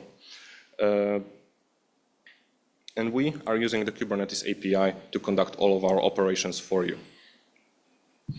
As you can see on this picture, we have example architecture of the 2 5G-ERA middleware instances that are used to perform the switchover. On the right-hand side in the picture, you can see 2 middleware instances. The one on the most right-hand side is our edge configuration, which uses the local microcase Kubernetes instance, and is exposed by Nginx reverse proxy that uses also as a cell termination for us. On top of this, we can connect to the core network using Amarisoft 5G router to use it as a local 5G testbed. And on the right-hand side, you can see our middleware instance deployed in AWS using Elastic Kubernetes service, and which is exposed using a network load balancer. So the infrastructure that is enabled for us by the Amazon Web Services. And both of these middleware instances are deploying for us some network applications or robotic services, or if you prefer. We are deploying applications like SLAM, object detection, or teleoperation. So how do we synchronize the middleware instances? So for this, we are using one service, which is a central API that allows to synchronize the states of the multiple middleware instances and allows us to get the latest up-to-date information about how many of middlewares are there available, their addresses, if they're available or not, and the number of network applications that are deployed on each of them.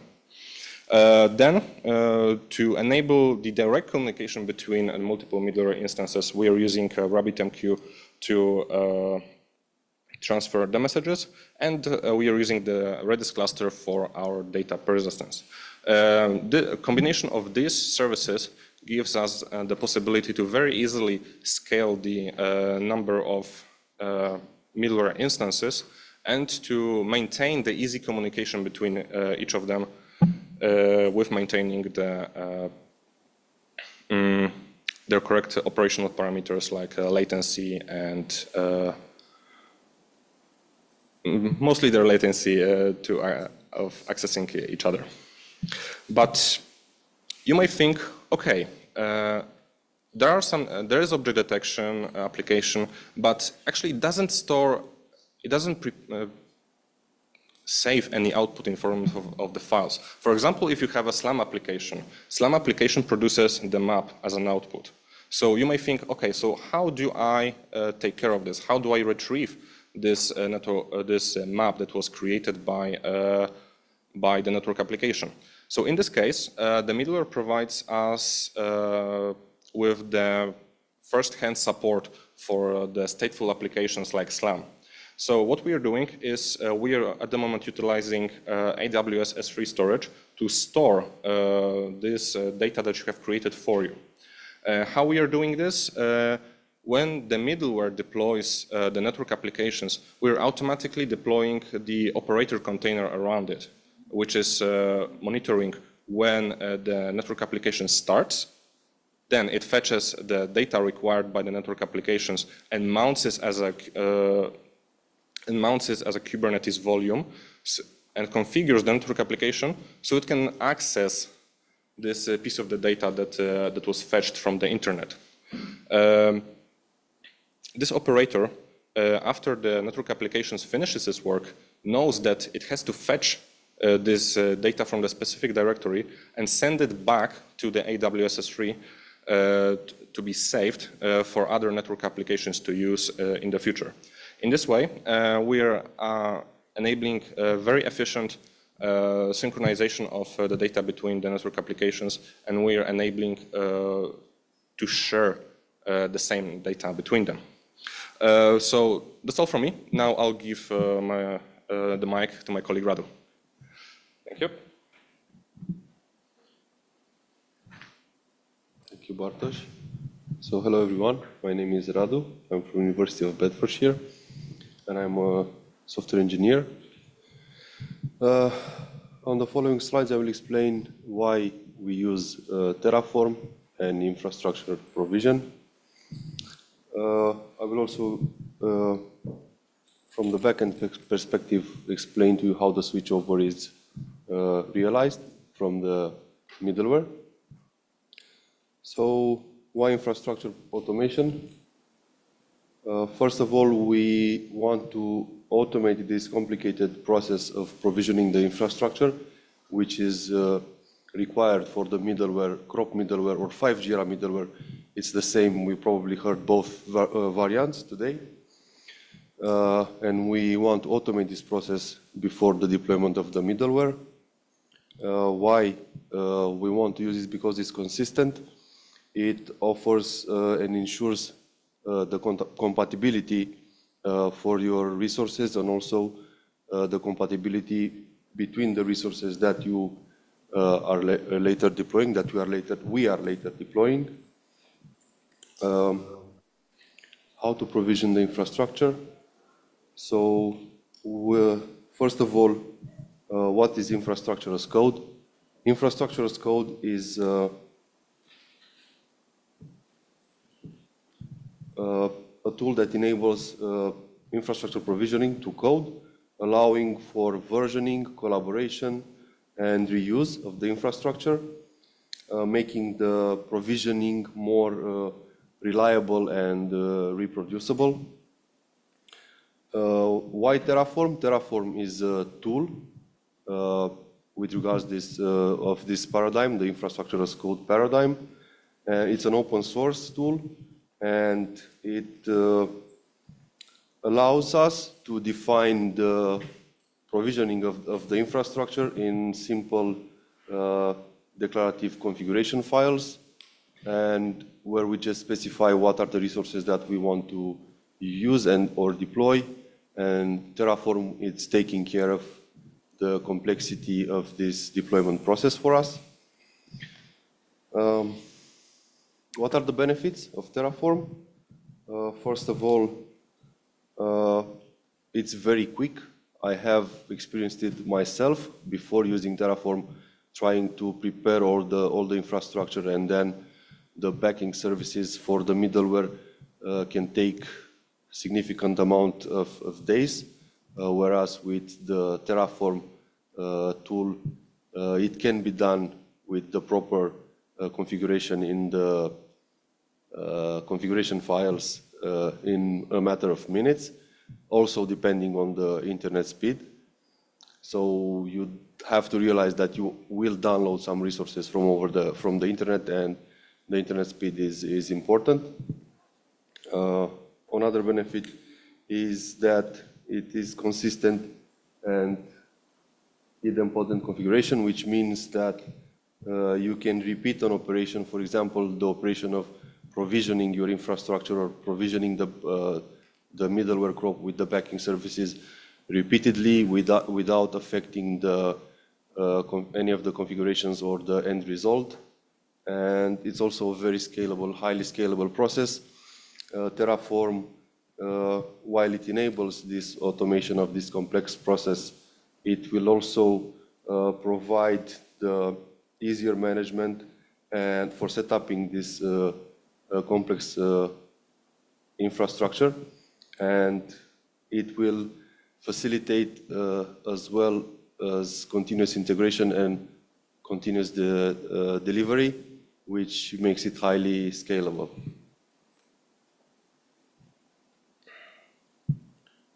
All right. So some of you probably have seen this video already, but I will briefly explain again what is happening on the screen. On the top, okay, so this is visible. On the top two terminals, we have two middleware instances. One is deployed on the edge machine and one is on the cloud. Underneath the second two terminals, on the left, we have the ROS object topic from the USB camera, which is running the ROS object detection network application. And in the right terminal, we have the results from the RVs, which is on the right-hand side. Underneath, we have the running relay network client. And on the right, we have this is just the output from the RVs when we send the goal to the robot. And underneath the RVs, we have the output from the switchover process, which will show successful. So what will happen? The robot will move.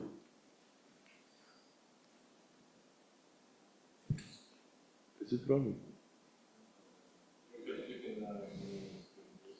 I did. Oh, this is not. Sorry, it's not tap. It's click. So yeah, as you see, the robot will move from the yellow to the green area, and it will, as you see on the top, it already deployed and terminated the resources in the first machine, and from the first middleware to the second middleware, the one on the edge, through the one onto the one on the cloud. So yes, now why I wanted to show you again, some of you maybe have not been here for this demonstration, and also this The next slide is explaining what is happening behind the scenes while this process is happening.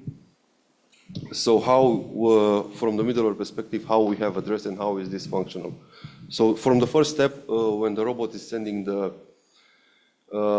request, which is a REST API call to the middleware, which is triggered by the signal quality when robot is changing the location from a yellow to a green area with a better signal. This is the step where the robot is sending, as I said, REST API call to request the switchover. The second step is that the middleware, for example, on the cloud or on the edge, you can consider this process vice versa. It's going to be the same outcome. So it acknowledges the call, and together with the call, we'll acknowledge what are the services that need to be redeployed in the new location.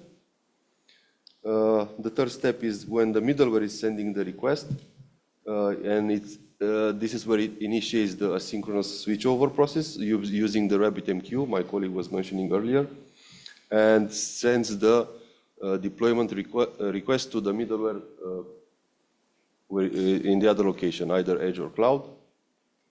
At the same time, in this step, the new middleware acknowledges, and the middleware that has sent the request is also terminating the resources using the Kubernetes API. So moving on, when the middleware acknowledges, what happens is more or less the deployment process. It will deploy the network applications using the Kubernetes API. Then it will update the action plan with the new address. And because the relay client is continuously fetching the information about the latest plan, it will see that there is an update in the address of the network application, and it will realize the new connection with the network application which is located in a new location. So this is what is happening from the middleware and behind the scenes during this switchover process. That's all from me. I will highly encourage you. You also have these QR codes on the leaflet or on the paper, however you want to call it. I will encourage you to try Terraform for yourself. I'm pretty sure that the tutorial on the left-hand side, if you follow through, you will deploy all the backing services of the middleware, and you will also deploy the middleware, and you should have a functional system on your local machine. So if you have any issues, also you can comment. This is an open source project, and you can add comments with issues. But I'm pretty sure you shouldn't. If you follow this tutorial, yes. I mean, as long as you use the same files that are located in this tutorial, and you use those files and run these commands one by one, at the end of the tutorial, you should have everything installed in your local edge. Yes. We're also sharing the configuration for you to deploy the infrastructure in AWS. But I'm warning you, this infrastructure is pretty heavy, so it may cost you something because it exceeds the limit on AWS, but it is very good. This one is for free. There is no cost, for sure. It's your own machine. You deploy your own resources, your own clusters, your own middleware. No one will ask you for anything. All right, if there's any questions. Some successful participant already running the network-based detection using delay on your network. Now, I don't know who are you, but in fact, it is up running. We have more time after the break. Yes. All right, thank you. Do you have any questions? Yes. Question on this switchover. I might not have caught it, but what is triggering the switchover? How is the switchover triggered? So the first step that is triggering this switchover is when robot is utilizing the signal quality map, and it's moving its location from, actually, let me just click on this slide. So when the robot, yes, when the robot is moving from yellow to green area, this process will be triggered. And then it's the first step that will happen. Robot will send the request to redeploy the network applications in the new location. The middlewares are connected to each other through the backend. Even if one middleware is on the cloud, the other is on the edge. They know about each other. They know what network applications the robot requires. It will redeploy the network applications in the new location, terminate the applications in the previous location, and relay will have this information because, as I said, it's continuously fetching the information about the network application. It notices that the address of the network application has been changed because each middleware has an address. For example, you have edge 1 and edge 2, and it will see. Let's just give a very concrete example which we are actually experiencing. Just echo what Rob said. The common problem we have is that we have Wi-Fi, we have Wi-Fi. Wi-Fi is connected to our lab, and the 5G is connected to our guys. So this is common environment we are facing. But if you want to use our Wi-Fi using our app, which is faster, cheaper, and but we can always use that. You can see that we have built this signal quality map. It shows that somewhere is green, somewhere is yellow. But when we go outside, we can use commercial 5G. We have better coverage. But we are getting closer to the room, then we use our own app. Then we build this map. This map gives us the trigger point. So if we're actually moving out to green line, and with the yellow dot, we can decide if it's time for us to switch to 5G commercially. That's the difference. So the switchover is initiated from the yes, but this is specifically from the edge device, from this robot. The robot is triggering, requesting to trigger the requesting to switch over. As we said, this can happen both ways. So in the case where the scenario is reversed, when we actually see that the Wi-Fi signal can use better accessibility to the edge than 5G to the cloud, then we're switching back from the cloud to the edge to have the better quality of the experience.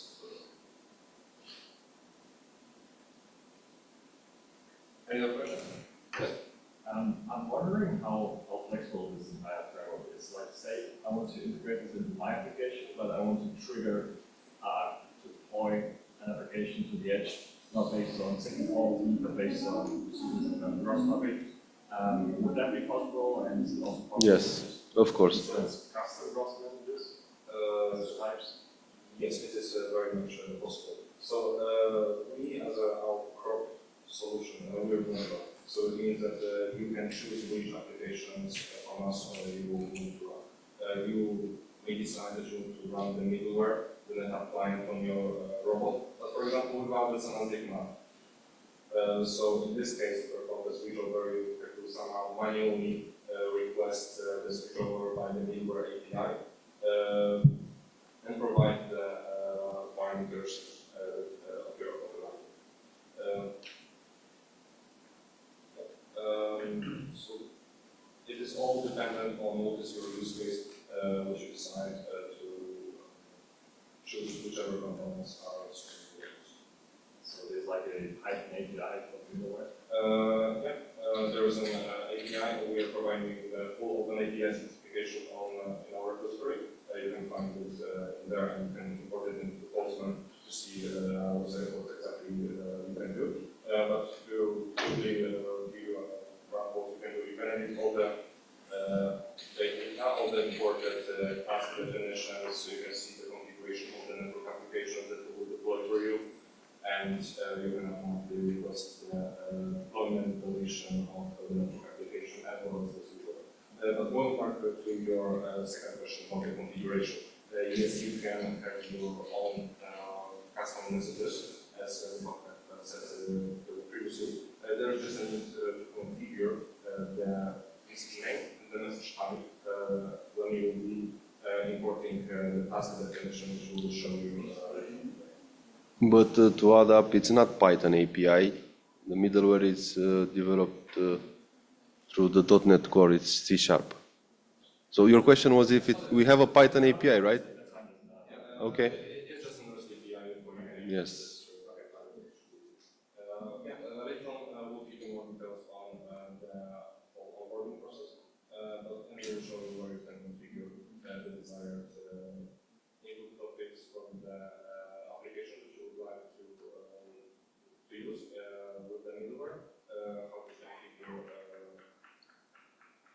your server will automatically deploy the relay server for you alongside the your application and some of the detection and how you can deploy it using IoT. Is there any tutorial? Yes, there are tutorials, but I believe that we don't have a link. I think there is, yes. For the relay, it is there.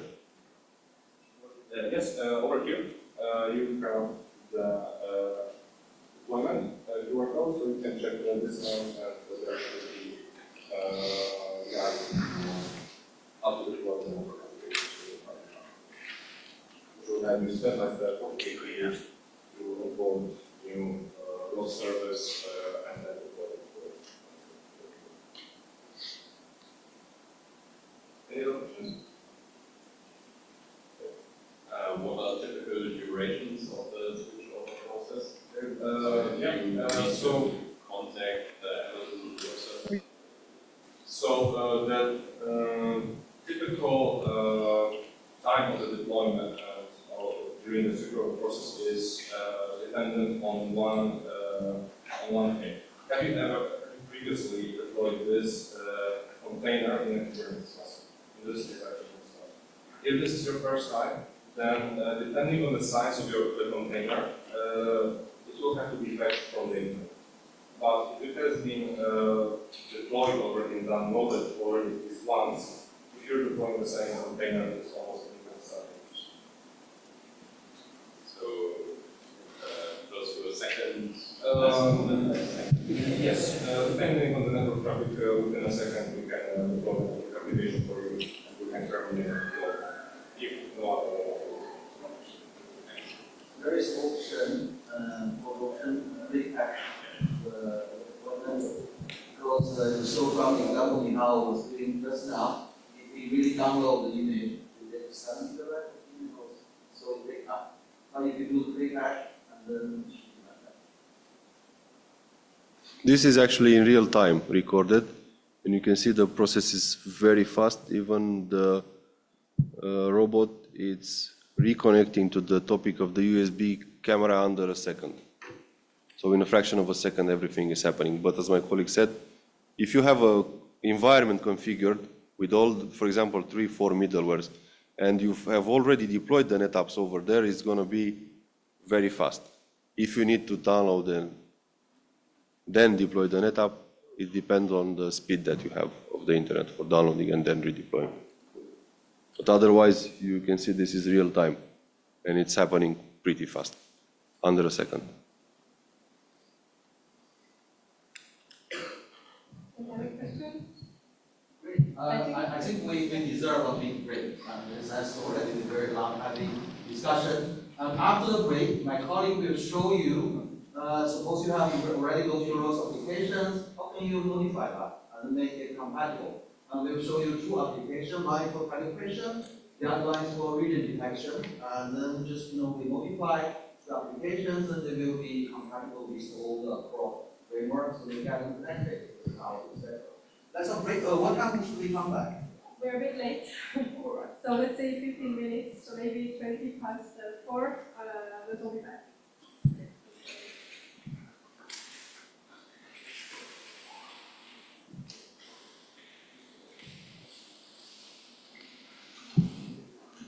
This is tap, but it's click. This touchpad is not tap. No. I was tapping on it. Yeah, I know. I also have it.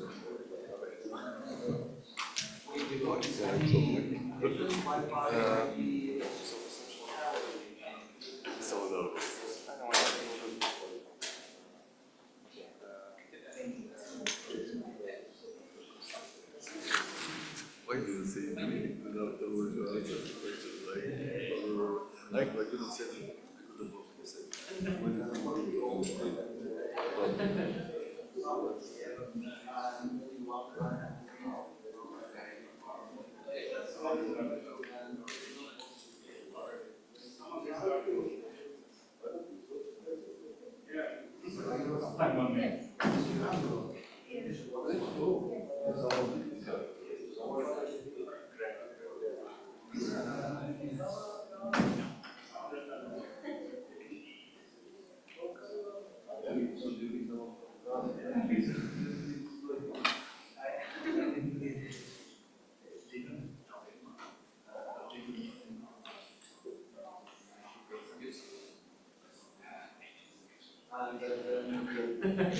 If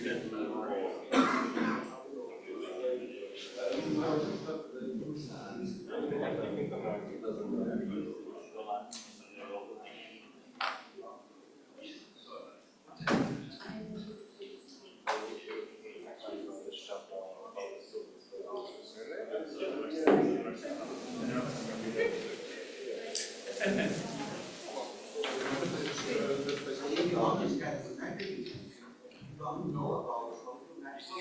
But it works. I mean, you need to know it. I mean, like your progress. Go ahead. I don't know if we need this. I think so. Might need it afterwards. Yeah.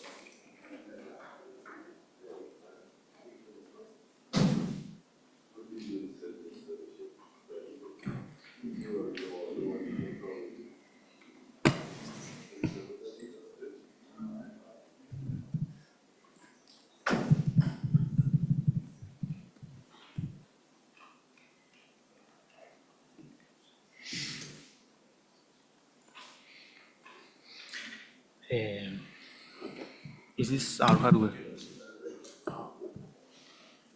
If you share your screens with Zoom, we can have other people, there are quite a few people online. If you join the Zoom session, they can see you. Ah, okay. The Zoom session. I need to download Zoom. Do you have USB-C? Plug in? Video, I don't know. If it's too much, then you can leave it. But it's just directly connect HDMI. we got So some message from I can you remove guys this, saying huh? that. Okay. Is this required? To share your screen, yes. On the other side of the laptop? Yeah, it just don't fit. Or maybe I can. You have USB? Yes, probably we can do that. Or maybe you can use the house laptop for it. It's like adapter in adapter with No. There was presentation on your laptop? Is it for the shadow? I don't think he gave it to you. No, I don't have a presentation that will directly show the files. If you want, I have longer cable. A longer USB. 15 minutes? You mean the USB-C, USB micro or whatever? I don't know what this is. This is correct. I have longer. I can borrow it. Do you want? Yes, because I need to reach my phone.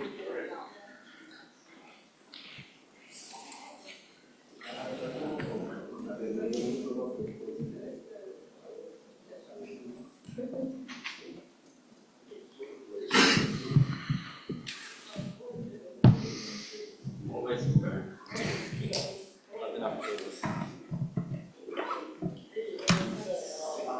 Should be enough, I guess.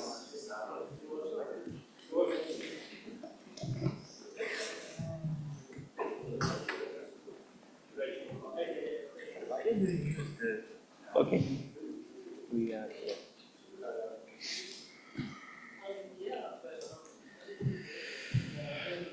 Zoom.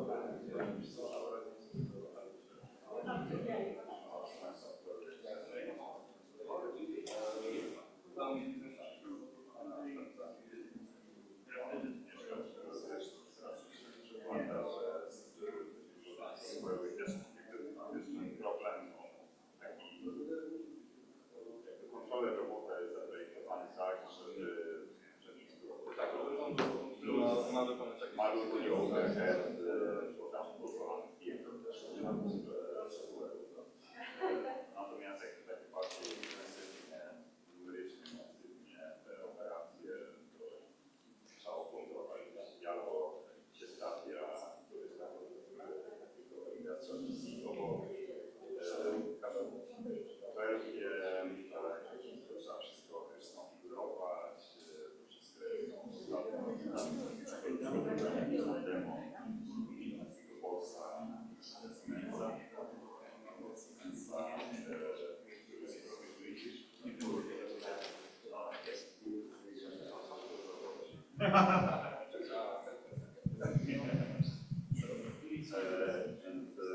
deploying the demo for Siemens AI box and was like super expensive box and it's like €100,000 and then robot €100,000 and then you're showing them and of course like there are some customers who want to buy because they make money but it's hard to do wrong buy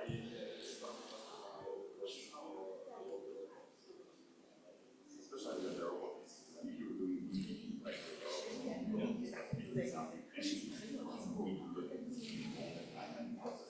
over here or mobile robot.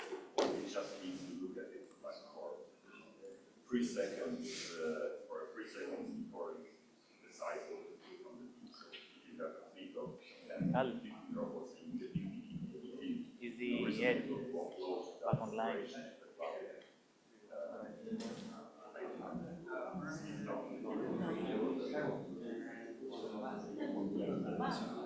You have to wait for me. I think no. I think if the liberation might be okay. Online. So okay, let's try it now. I just need this. I'm going to start my simulation and my server. Okay.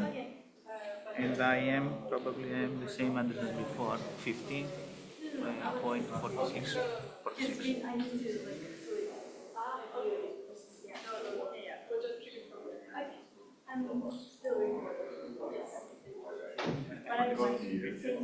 Same as before, yes.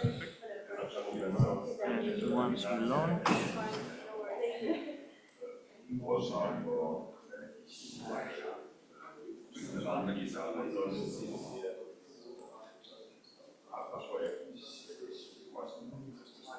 you need to delete the container.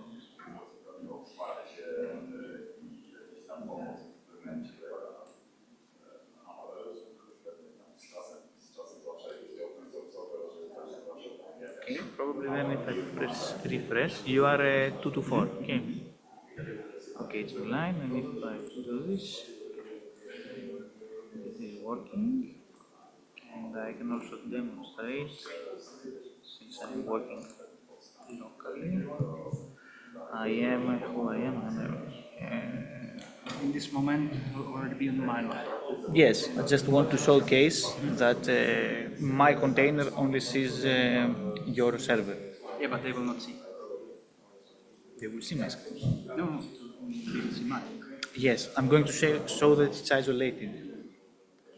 Meaning I'm going to connect to this container.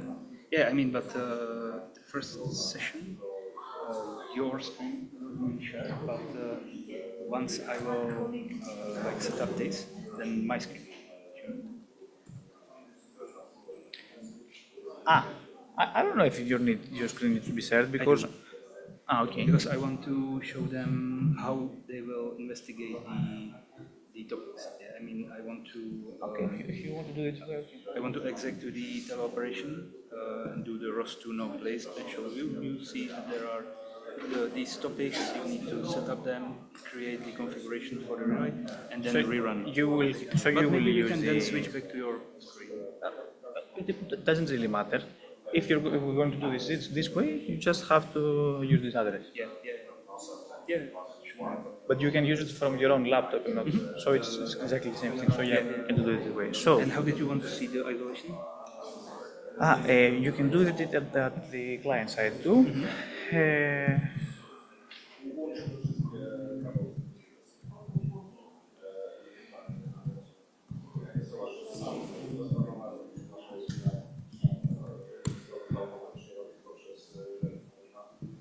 That we have these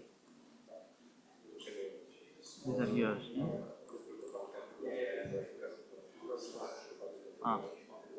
Okay, this one. Because if you connect now to the ROS teleoperation, you're going to see the teleoperation GUI node.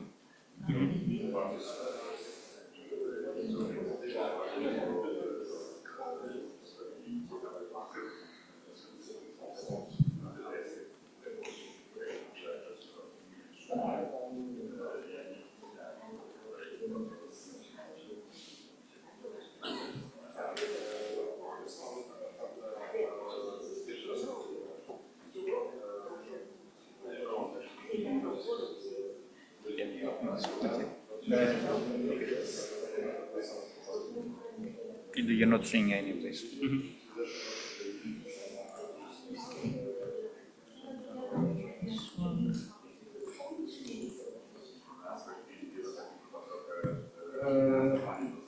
Okay.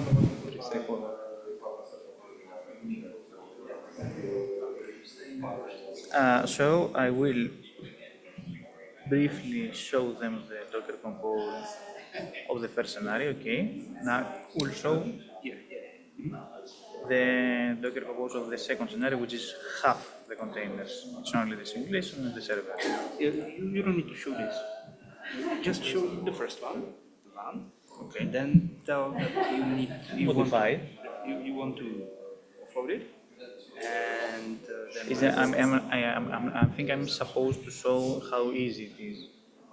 How easy it is? Yeah. It means that since I'm floating this, I'm removing this. I'm just adding the server and the key information of the topics. Okay. I will then show how to get. And then you take the floor. Yeah. Okay.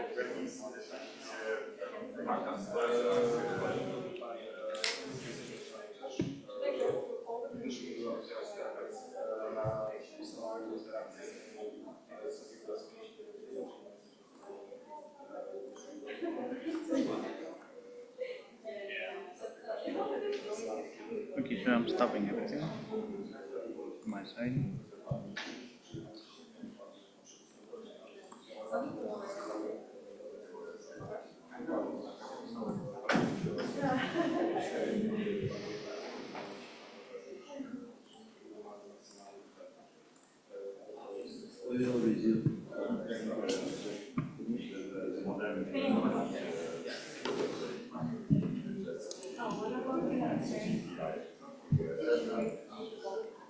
Yes, my colleague.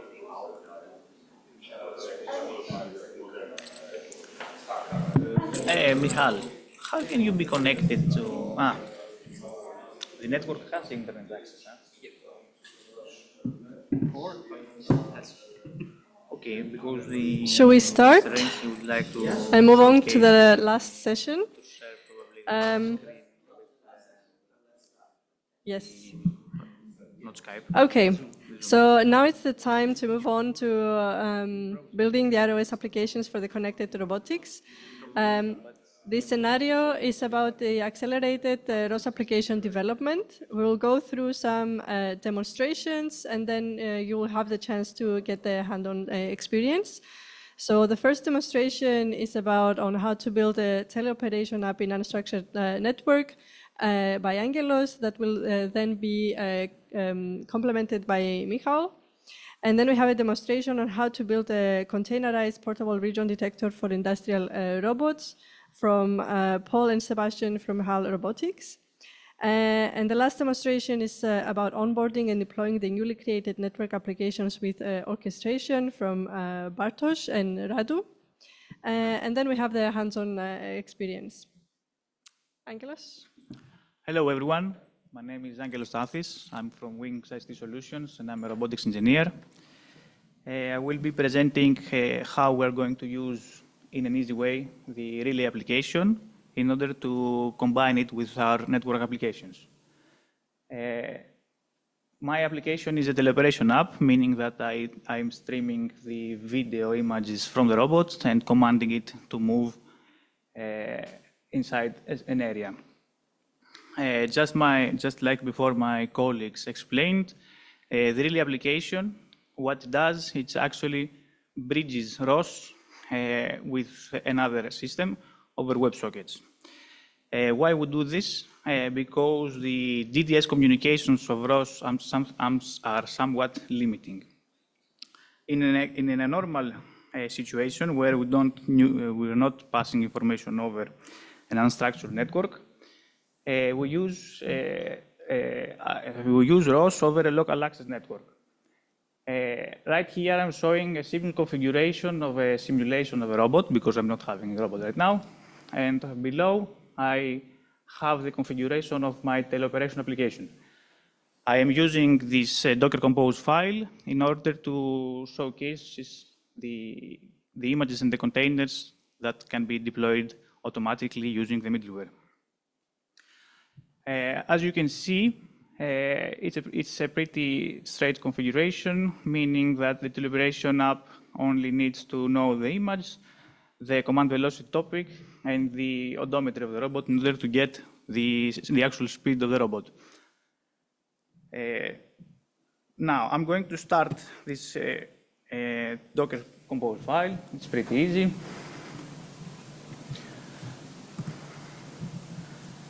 The systems have started. You can see the simulation has started. Our robot is small over here. And now I'm going to use the teleoperation app. The teleoperation app is a web-based GUI. And we have created here a simple environment where you can see the video feed from the robot and have some simple buttons to move the robot around. Pressing the button, we can easily move the robot. And to be sure a bit more, you can see that the robot has indeed moved. Now, what happens when we have to use, when we want to use our application, our network application over an unstructured network? We do have to use the relay. The relay is very easy to configure, meaning that as before, I have my simulation, my robot that produces my topics, and this time I want to offload the teleoperation application. In order to do so, I want to deploy this time. I'm going to deploy this time instead of my teleoperation because I'm deploying it on my PC now. I want it to be deployed on the edge computer. And in order to establish communications, I will have to use the relay server. The relay server is very easy to configure because I only have two things to configure on my side. The first things I have to configure are the topics that are sent to the client, which is the odometer of the robot, the odom topic, and the video stream of the robot, the images. And as my colleague Mikhail said, we need to identify the topic name and the topic time. Also, because obviously my teleoperation app commands the robot, the client has to send information back to the server, the commands, the twist messages. So now, once again, I'm going to start this Docker Compose file. As you can see, it was a very simple configuration, especially if you're using Docker Compose files. And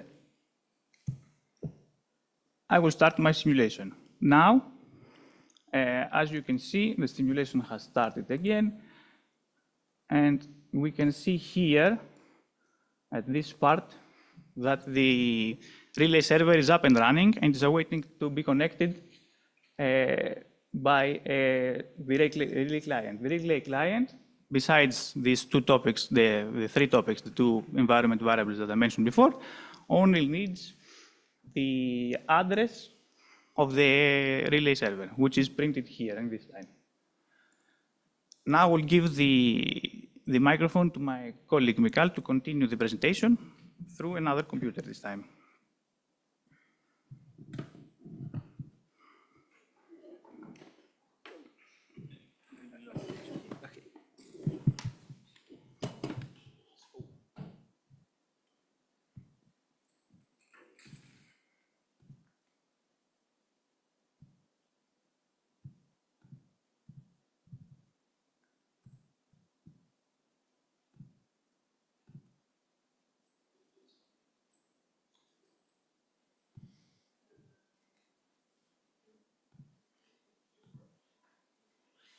Okay.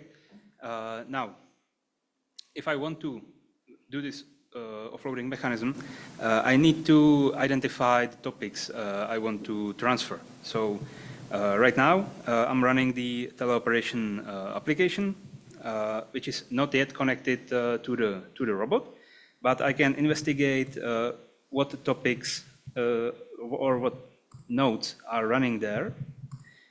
So I can see that there is a teleoperation GUI, and I can use the ROS node info tool to see all the topics which are published or subscribed from the application. If you use ROS2, you definitely know these commands.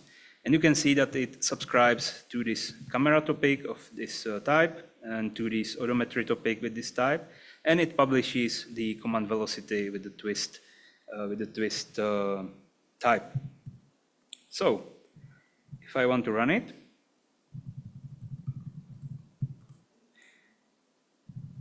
I will update these Docker files, which at the moment has only the teleoperation part. I will add there the relay client part, which has the same or similar configuration to what Angelos shown. So we have the topics from server and topics to server configured with the odometry and the images.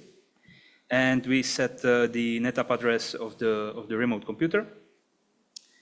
So right now I can run it. Okay, and let's see.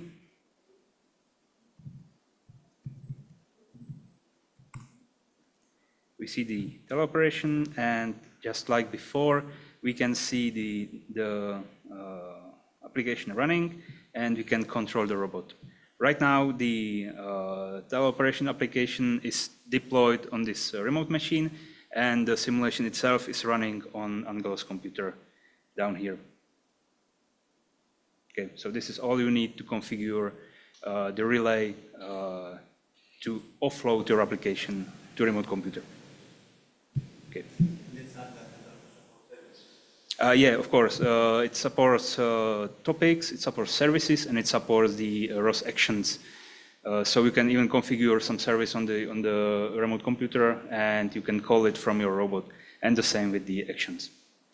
And you can also use the custom messages types, because we are using the ROS2 bridge functionalities to dynamically load the message types. The only catch is that it works if you run the relay as a Python package. If you run it through our publicly available Docker images, you cannot, because the custom messages are not installed there. So you need to create your own Docker image, which is straightforward. You just use our image as a base, and you will install your package, and that's it. And then it can use your custom messages. Okay, any questions? Okay. A few more questions regarding the relay. Is it based on the custom protocol, or is it based on like XBP or something else? It uses socket IO. Okay. What's the reason that you decided to develop this on your own? Because I'm guessing that there should be existing options to build this functionality. There is an MQTT bridge for ROS and ROS2, and there's also with Zeno, that's a new middleware coming up that was released for ROS2 that also build this functionality, right? How does it compare? Yeah, actually, when we started, we were not aware about the Zeno, and I think at the time, it was like 2 years ago, it was not a thing. With the MQTT, we had some bad experience with large messages, and yeah, so we did a little investigation. We tried also zero message queue and this type of stuff, and the Socket.io worked the best for us, so that's why we decided for it. And maybe one more question. So as I understood, the relay itself is a Python ROS2 node, right? Mm-hmm. As a Python node, it probably cannot be a ROS2 component, meaning it cannot use shared memory between those nodes. Have you considered that, or do you actually see do you see performance issues because this is a Python node and not a C++ node? Yes, we see performance issues, especially if you have a lot of large messages. It's basically just proof of the concept. It would be better to rewrite, of course, in C++ or something. So yeah, performance is the issue for some scenarios. Yeah. Any more questions? No? In that case, thank you very much.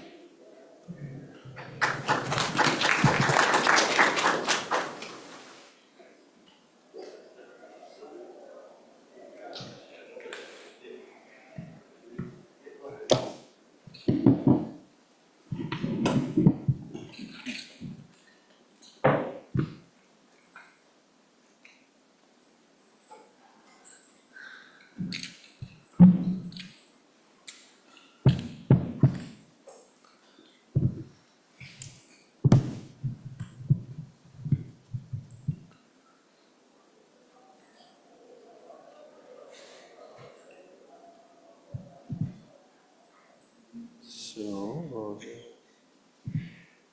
left my mug up there, but I'll let you say. There you go. George, leave you to it? Yeah. Hello. Paul and I are from HAL Robotics. We have a slightly different use case, so I'm going to give you a little bit of context quickly for it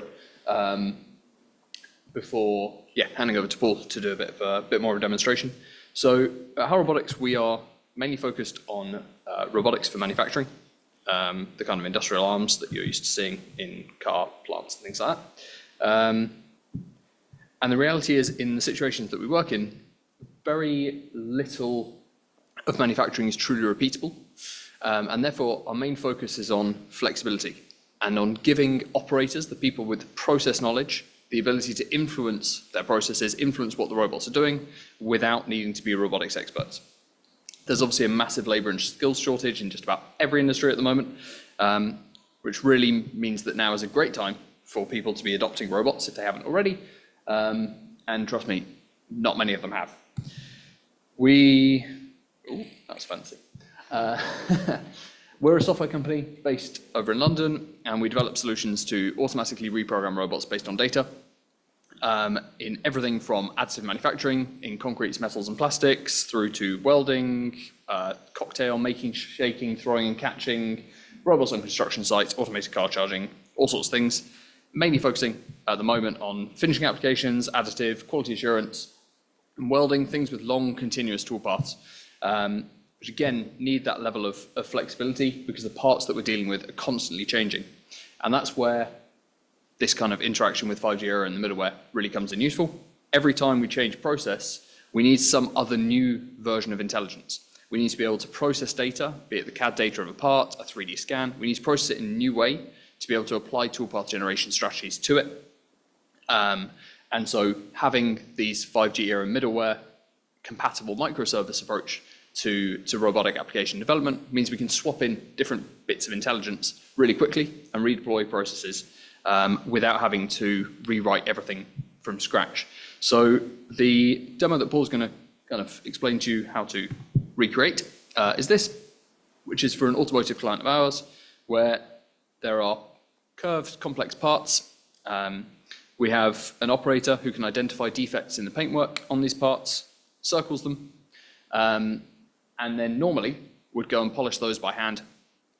And so what we've done instead is use a vision system to go and find those regions that have been marked by hand and combined the power of the person to identify the defects and the power of the robot to go and do the mind-numbing, tedious job of polishing out those defects to create a team that's better than the sum of its parts. So yeah, I'm going to hand over to Paul, who's going to show you a slightly simplified version of how we're going to do that. All right, so thanks, Seb. Good afternoon, everyone. I'm Paul McCard. I'm a senior software engineer at How Robotics. Seb's already given you a bit of an introduction as to who we are and what we do as a company. So I'm going to fire straight into the demonstration that we have here today, which is how we implement that exact region detection service. So just a little bit, just bridging the gap between what Seb's talking about what we do as a company and how we deliver flexible, scalable solutions for robotics, and kind of bridging back to what Darren was talking about before with our engagement with the 5G-ERA project was to deliver this industrial use case, which was looking at how we can use the 5G-ERA middleware and the kind of microservices approach to deliver robotic solutions and kind of get that value of taking the way we usually approach robotic solutions and kind of applying the kind of microservice-based architecture to do that. And there's a bunch of benefits that we've seen to taking this approach: reuse of code, redeployment, rapid redeployment, the ability to deploy some services locally on edge hardware, and then offloading some more computationally intensive modules such as digital twin management, toolpath generation to deploy on server or in the cloud. And the 5G-ERA middleware, as we've gone over today, has really been the core part of what's made that possible. So what do we want you to do in the demo? We're going to give you hands-on experience of how we can build and containerize portable applications for industrial robotics, and as Seb said, a relatively simplified version of the demo given in that video. We're going to give you the opportunity, if you want to develop your own region detection application, or if you don't want to go that far, you just have the opportunity to play with the one that we give you and try and treat some parameters and make your version the best that it can be. So the challenge is to try and optimize the performance and get the best coverage for our region detection solution, given what's in the demo. So yeah, some housekeeping, some requirements. We don't use ROS in our demo at all, but what you will need is Python installed on your machine alongside Docker, your IDE of choice, and a stable network connection. Additionally, we assume you're reasonably familiar with Python and Docker as with the other demos that have been discussed so far. We don't specify an operating system for this. We tested it on Windows 11 and Ubuntu 22.04, so if there are any issues with getting this to run on other systems, let us know as we're going along. I'll move over to, just come out of presentation mode quickly. So we've seen that demo running live on the robot. And now, if I show you this is how we're going to be evaluating the performance of the region detection software that you guys build and deploy. This is our software Decode. It's our robotics platform / offline programming tool / everything. But yeah, so if I just jump right ahead to, please don't crash. Yes, okay.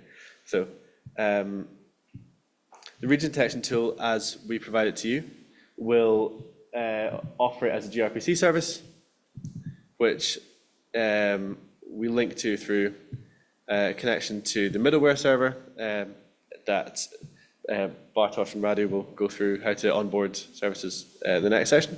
We'll give you a port number. This is all covered in the next part of the demo. And then you'll give the option to, we'll have a couple of different test parameters that you can put in, and they'll give you these different regions back. You'll have the opportunity to play with this as we go along.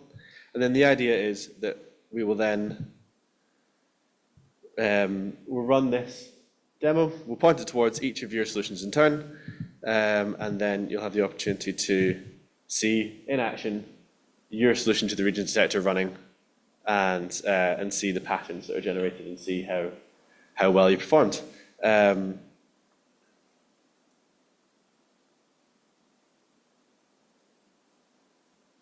So that's just an example. This is the kind of standard setup. If everything goes right, this is what you should see happening. Is you should see the robot kind of identifying the region detector rather, identifying those regions, and then the robot's able to go in and pattern through them. And this is the kind of simplified version of that video that we showed before. Jumping back to the slides quickly.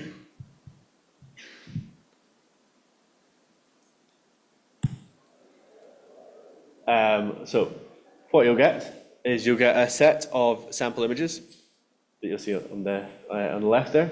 And the aim is for the region detection software that you write to be able to identify those dark closed regions and ignore noise such as scratches or clearly erased images.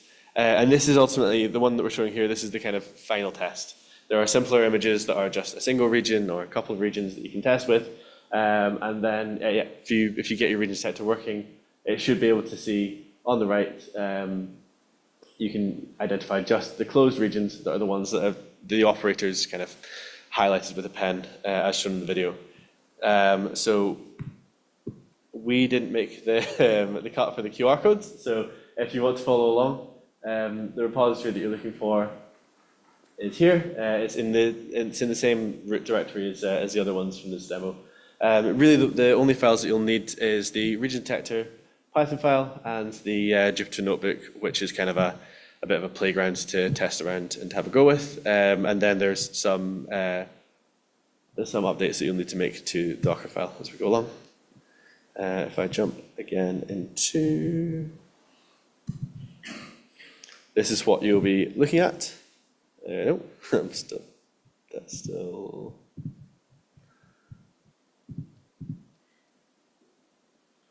So, what we'll be looking at and what you'll have the opportunity to play with is this Jupyter notebook here, which, if you, at the minimum level of engagement, what you can be able to do is play with these parameters as they're provided, and then just run this Jupyter notebook. So if I change, for example, the precision of our region detection algorithm, of course it's broken.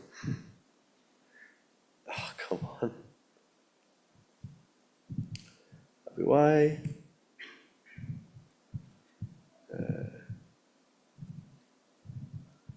Sorry. As with every other demo. No, come on. Yeah. So, if you've got badly tuned parameters, you'll get kind of a jaggedy outline along the parts. And if you fine-tune those to something that you're more happy with, then you might get better results. And that's really the aim of the hands-on part of the process, is to be able to go in, play with that yourself, and try and get something that that gives you a good result. Then in our region detection service, you'd have the opportunity to go in and fill out those same parameters in there, and then build the Docker image and onboard it onto the middleware server, and we can start to see it running on our real robotic simulation. So we'll jump back to the slides quickly.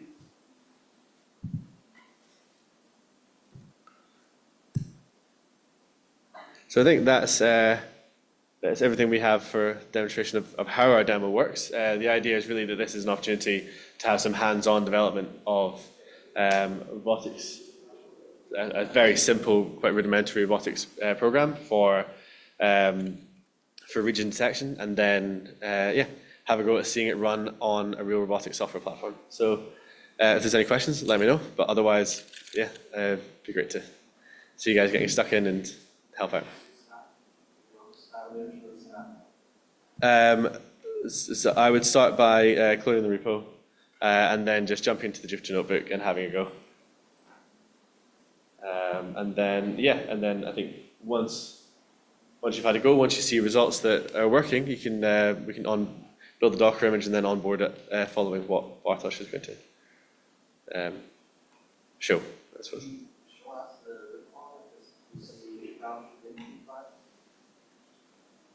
Yeah. Yeah.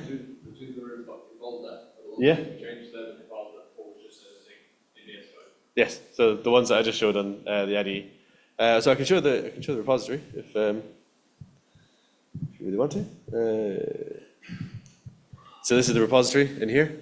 So this would be the one that you pull down, and then as I showed, we have Jupyter Notebook, which is exactly the same, and then the region detection Python script.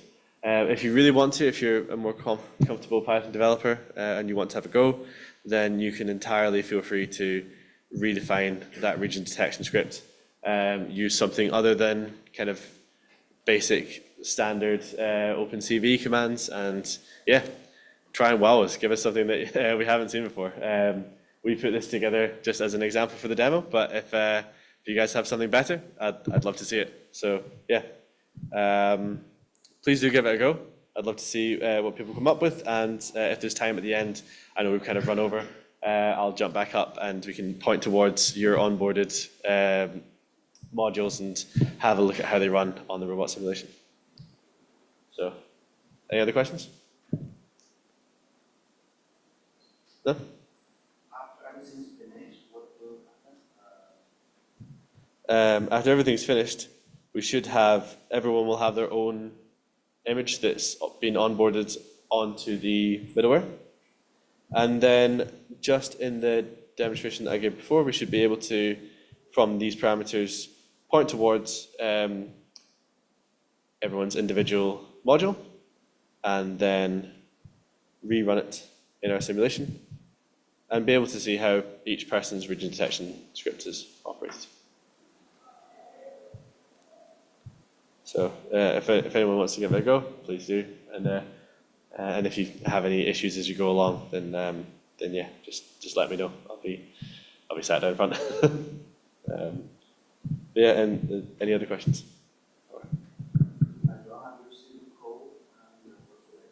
Any IDE of your choice. The only real requirements, I've chosen to use VS Code. You just need Python and Docker, really the only two bits of code that you really need. Yep. Would you control the robot by generating trajectory point by point? Use some kind of server in these? Yes, so we, in this case, we're generating specific targets as the end goal of what we're doing. And that's coming from the JSON, but we have our own slicer, which is how we're generating the pattern. So we take the raw JSON as a set of targets, but then we have a whole backend that's turning that into the actual positions that the robot's going to hit, and we have our own inverse kinematics engine that's handling all this in the background. Anything else? Any more for any more? Nope. Okay, cool. But please do have a go with our demo. It's there on the GitHub repo, and let me know if you have any success or have any thoughts. But thanks.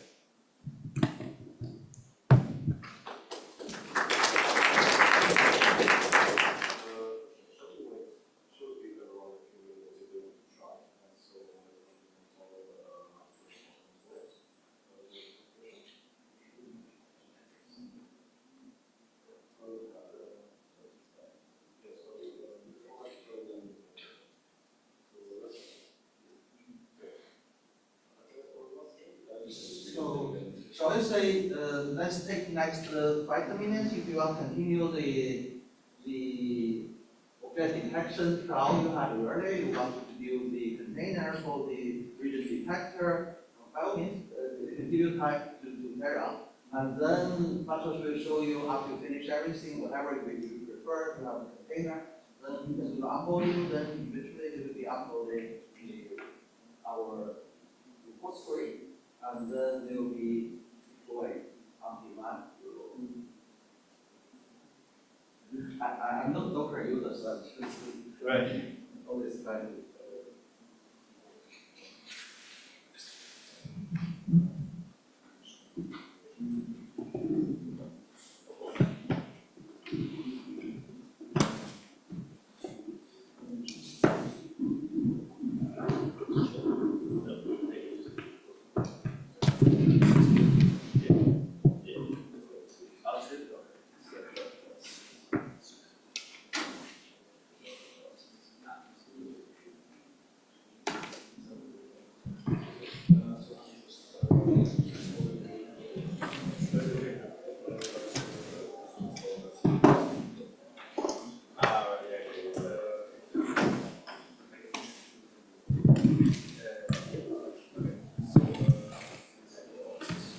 So meanwhile, when you try this, we have another application. This is using turtle sim, this is build another application which can be uploaded. If you want that, this one is also available.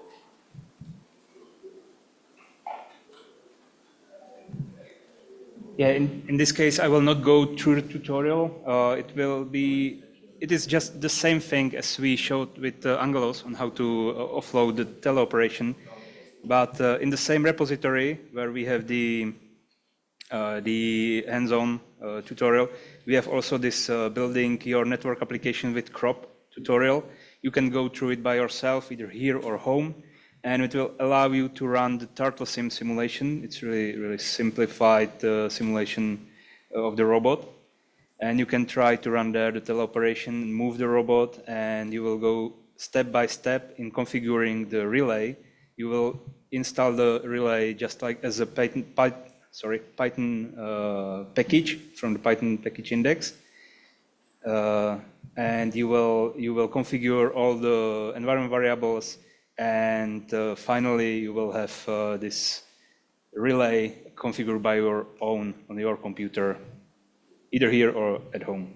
So just to let you know that we have also this tutorial you can follow. Yeah, actually you are right. If you want to learn how to really configure the relay, you can use this.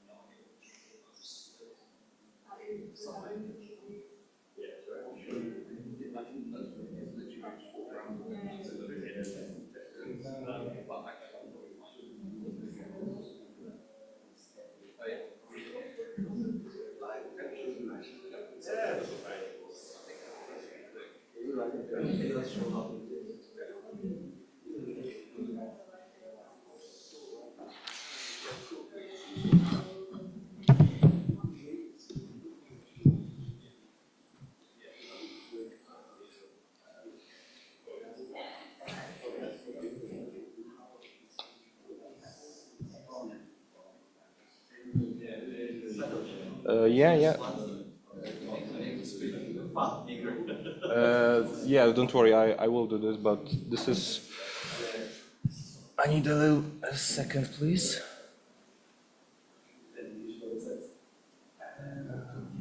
Place. So you'll see exactly what I see in here.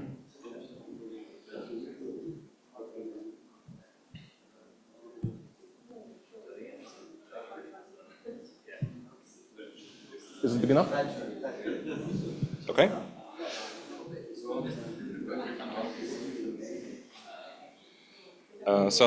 Hello everyone. My name is Bartosz Bratus, and I'd like to welcome you again. I really hope that you have managed to build the container, at least build the container that Paul has prepared in his demonstration. But if not, don't worry. I'll show you what is the next step, how we can use the container that we already have to import it into the 5G-ERA middleware so you can actually request the deployment in the Kubernetes cluster. So after you finish, you already have your Docker container built. So what I did, just very quickly, before we started, I have tagged and pushed the image to the registry. But wait a second, sorry. Paul did push the image to the registry, so we already have it in our local container registry, so we don't have to pull it from the internet, so everything will be faster. If you want to test, just run docker pull registry 5gera.net/region detection latest. You'll see that it is already here. Sorry, it was a typo over there. So the image is already present for us. Now, what do we need to do? We need to make sure that the Kubernetes knows how to interpret our image. So for this reason, we are creating a simple Kubernetes YAML manifest file with the representation of the deployment that we will make. Don't worry, all the files that are required for this tutorial are located in the docs, workshop, ICRA 2024, workshops, and then NetApp onboarding. Over here you have all the free files that you will need. So what do we do with this file right now? So essentially we need to now, this is the form that the Kubernetes knows what to do with it, but now we have to import it into the middleware. For the middleware, we use a special configuration format that allows us to configure these tasks for the desired ROS format, but also it supports non-ROS applications. So as well as it allows us to deploy multiple applications at the same time within a single request. So for this exact reason, we are defining the task definition, the top level name for the action that we want to do. And then we define one or more actions that will deploy some set of ROS services for us. As you can see in here, we have a possibility to make the application reusable, so multiple robots will be able to utilize the application at once without deploying it multiple times. We can enable or disable data persistence, and we can specify our desired ROS topic publishers and subscribers. We are talking in this case from the perspective of the network application. So when you are a robot, this ROS topic publishers over here is what you will subscribe to. And ROS topic subscribers is what topic you will publish to this service if you want to interact with it. On top of this, we have ROS actions, ROS services, and transforms that you can send to your application, but this is one-way communication only. On top of this, we can specify a ROS version and a ROS distribution, so we can adjust our deployment accordingly to the ROS version that you have. We have a slightly different strategy for ROS 1 and for ROS 2. And the main difference is that for ROS 1, we are also deploying the ROS core alongside your application. That's it. So now, as you can see in this section container image, we have the meat of our onboarding process. This property is K as deployment and K as service. This is how we will tell the middleware what applications we need to deploy. So for this exact reason, I'll go back to the deployment.yaml file, and I'm going to make a very small change. In whole file, I'm going to replace the end of the line characters with the \n. So we can have all this file in a single line, and we're just going to paste it here. This is made for only reason so the JSON file can interpret this YAML format. Then again, we are moving to another file, which is the service.yaml. And in this case, we are telling Kubernetes how to expose our application. So in this case, for this specific tutorial, we'll use the node port, which will mean that on the host machine of our Kubernetes cluster, we'll open the port between 30,000 something and 35,000. So we have 5,000 ports available to be opened, so it is pretty flexible. The only thing that we specify is to what application do we want to connect to, and what ports do we want to open. Just let me quickly change one thing, because I think that I have a different name. So sorry about this. So let's just quickly change all of this like this. And now we are doing the same operation as we did with the deployment file. So we are changing end of the line character with the \n. Again, we're copying it, task, and here we're pasting it. And now we have a correct template for us to onboard the new application to the middleware. Just so if you're curious, over here I have the example definition of the ROS-based application. In this case, it was object detection, I believe. Sorry, signal quality map. And here you have all the properties, how you want to configure the application so it can use ROS. We are configuring the ROS topic publishers. We're specifying the name and the type. These are two required parameters that we want from you. The rest, like description, if it is enabled compression and quality of the service, they're entirely optional, so you don't have to worry about specifying them. So going back, we're specifying 3 topics to which the network application will publish as an output, and we're specifying a few other topics that the application will listen to from the robot. Over here, you can see the example of the quality service parameter being specified.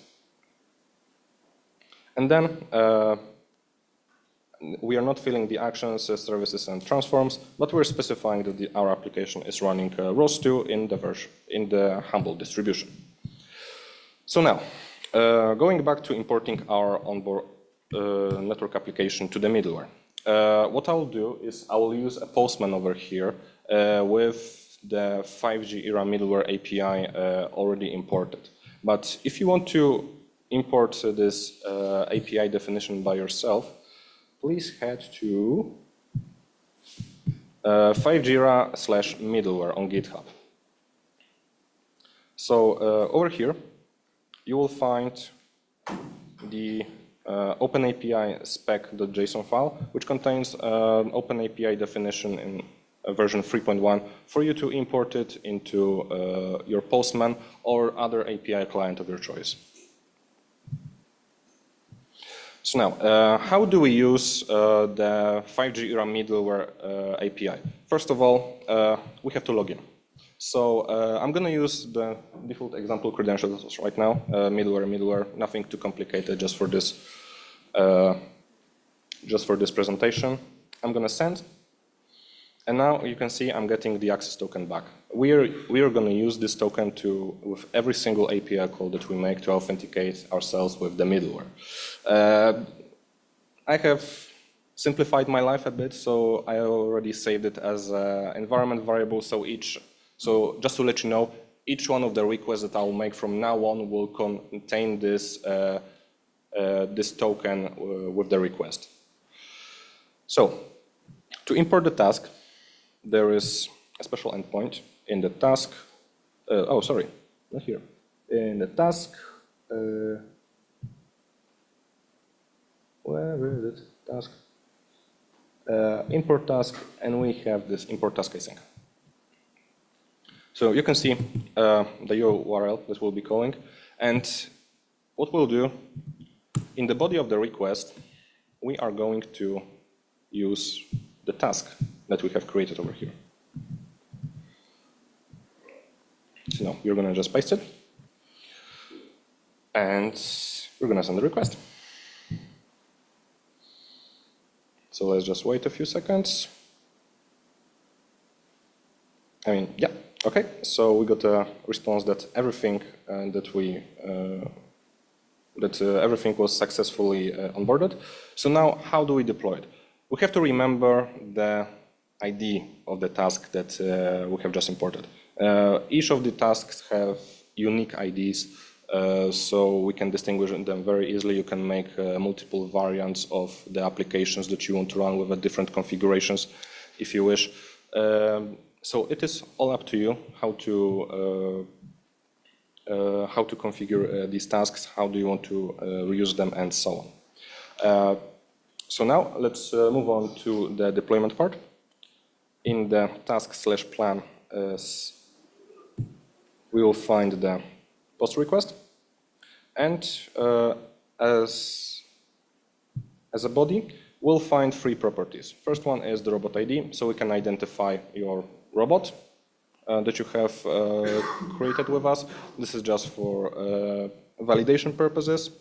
Do we want to disable the reusability of the network applications? For this tutorial, we'll disable it, just in case there's another application like this running, but I doubt. And we'll paste our task ID into our request. Okay, and we will send it. So we're sending the request. The middleware will take a little bit to process it. It is now longer. Usually it should happen like 3 times normally, but due to the network over here, it's taking a bit longer. And as you can see, as an output, we are getting the definition of the task that we have created, with a few details that we didn't specify because they weren't necessary. So everything should happen now. So how do we check if it is actually deployed? Over here, I'll just open very quickly a terminal. And yeah, over here you can see that we have our region detector successfully deployed. So now, Paul, do you mind taking over back and how to connect to the network application? Yeah. Okay. So thank you very much. This is all from me, and I'm giving the mic back to Paul. Okay. It's real fast.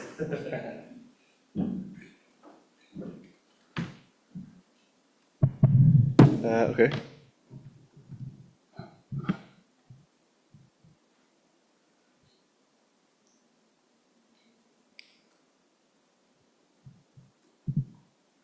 So now that Bartosz has onboarded an instance of our region detection service onto the middleware, it should just be a case of swapping out the IP address and port from the sample one that's running locally on my machine for one host in the middleware.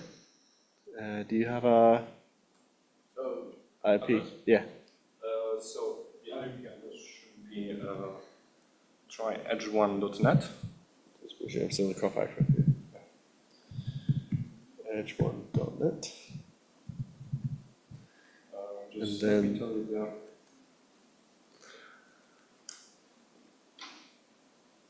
port, region detector, it should be 31707. 31707, that's a good one. Cool. Not happy with that address. Try HTTP. Oh yeah, or maybe then try to put 192.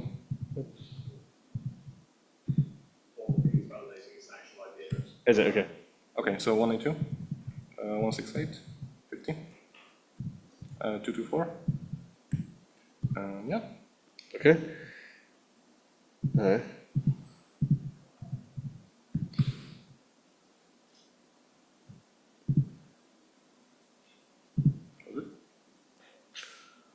Was some.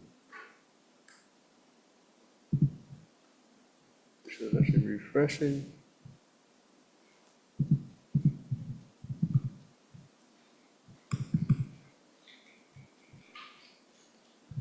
The change.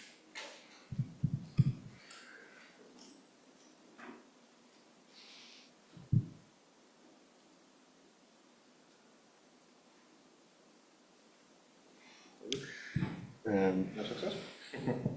Of course. And I'll reconnect just a second. Yeah, sorry.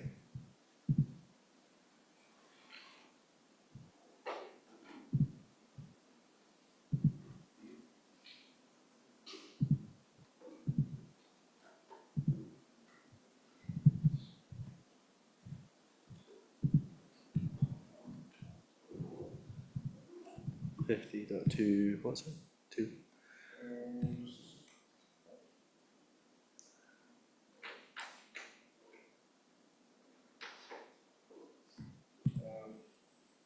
IP address? 50.246, right? 224. 224. Okay, cool. Definitely see it.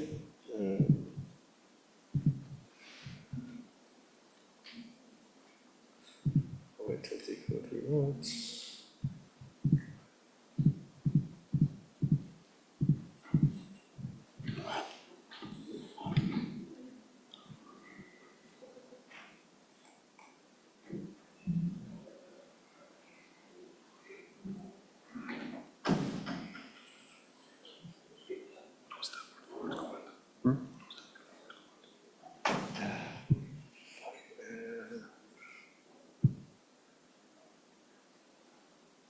Just go Docker for expose.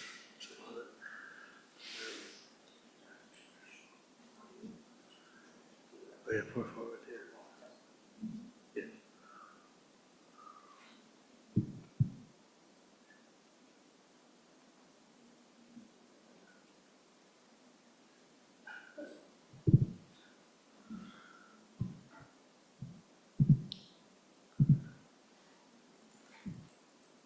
Just out of interest, is anyone giving it a go? Is anyone trying the region detection?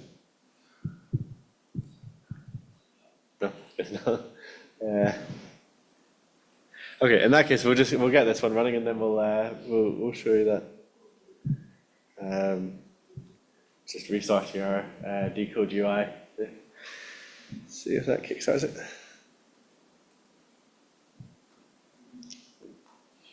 Okay.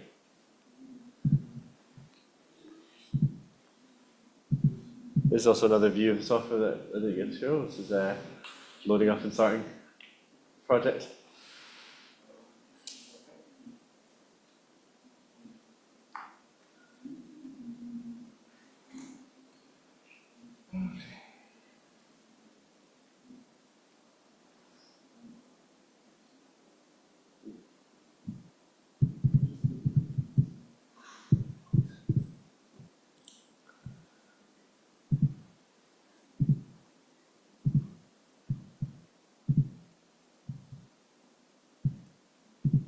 So I expect to see.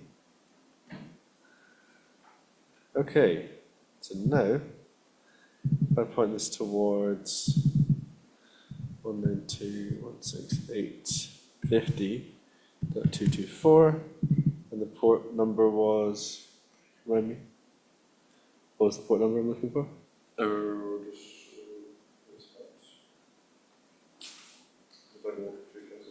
Yeah. 31707. We should.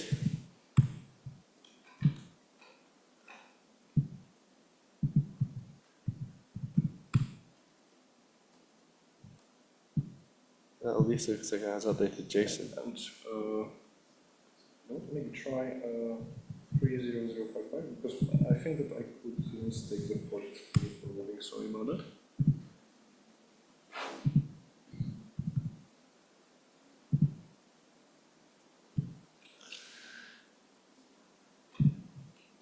I think we got updated JSON there, even though it's the same test image. But I think if I hit refresh,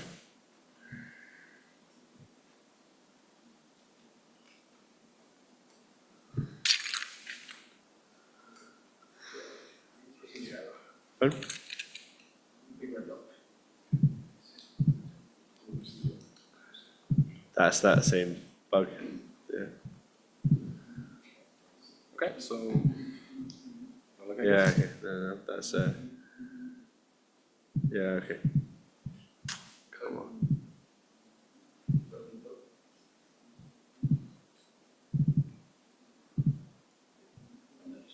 Yeah. DNS. That could be, yeah. Yeah, right. That's...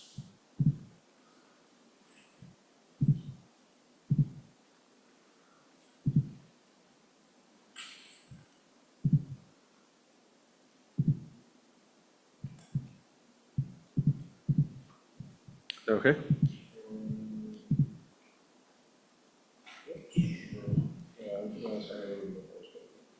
Okay. Yeah, sorry, technical difficulty. Essentially, what should happen now is the middleware gives you back the address, and after you receive the address, you should be able to connect to it without any issues. But looks now that maybe we did some mistake during the onboarding. It is very much possible that we have misconfigured the Kubernetes files. So yeah, that's on us this time, I guess. But you know the process, how it should work. Yeah. You are onboarding the network application to the middleware, and then middleware gives you the address back. And then you should see something like that running. That might actually. Yeah.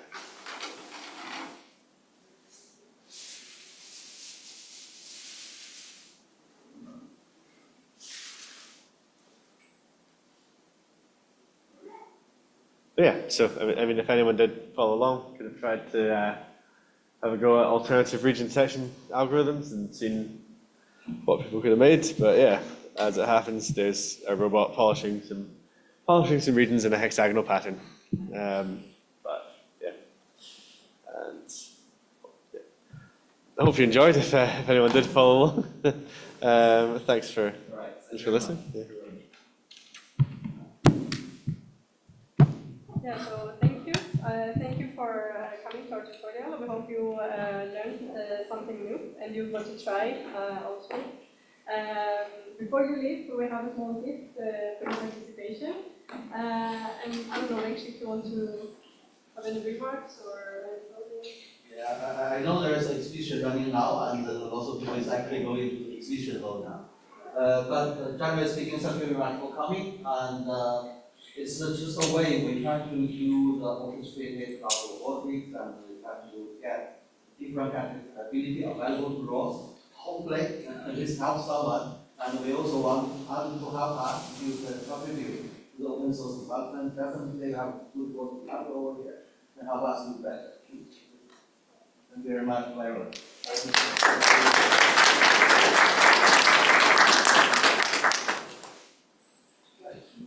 Let's say this is the end of the meeting.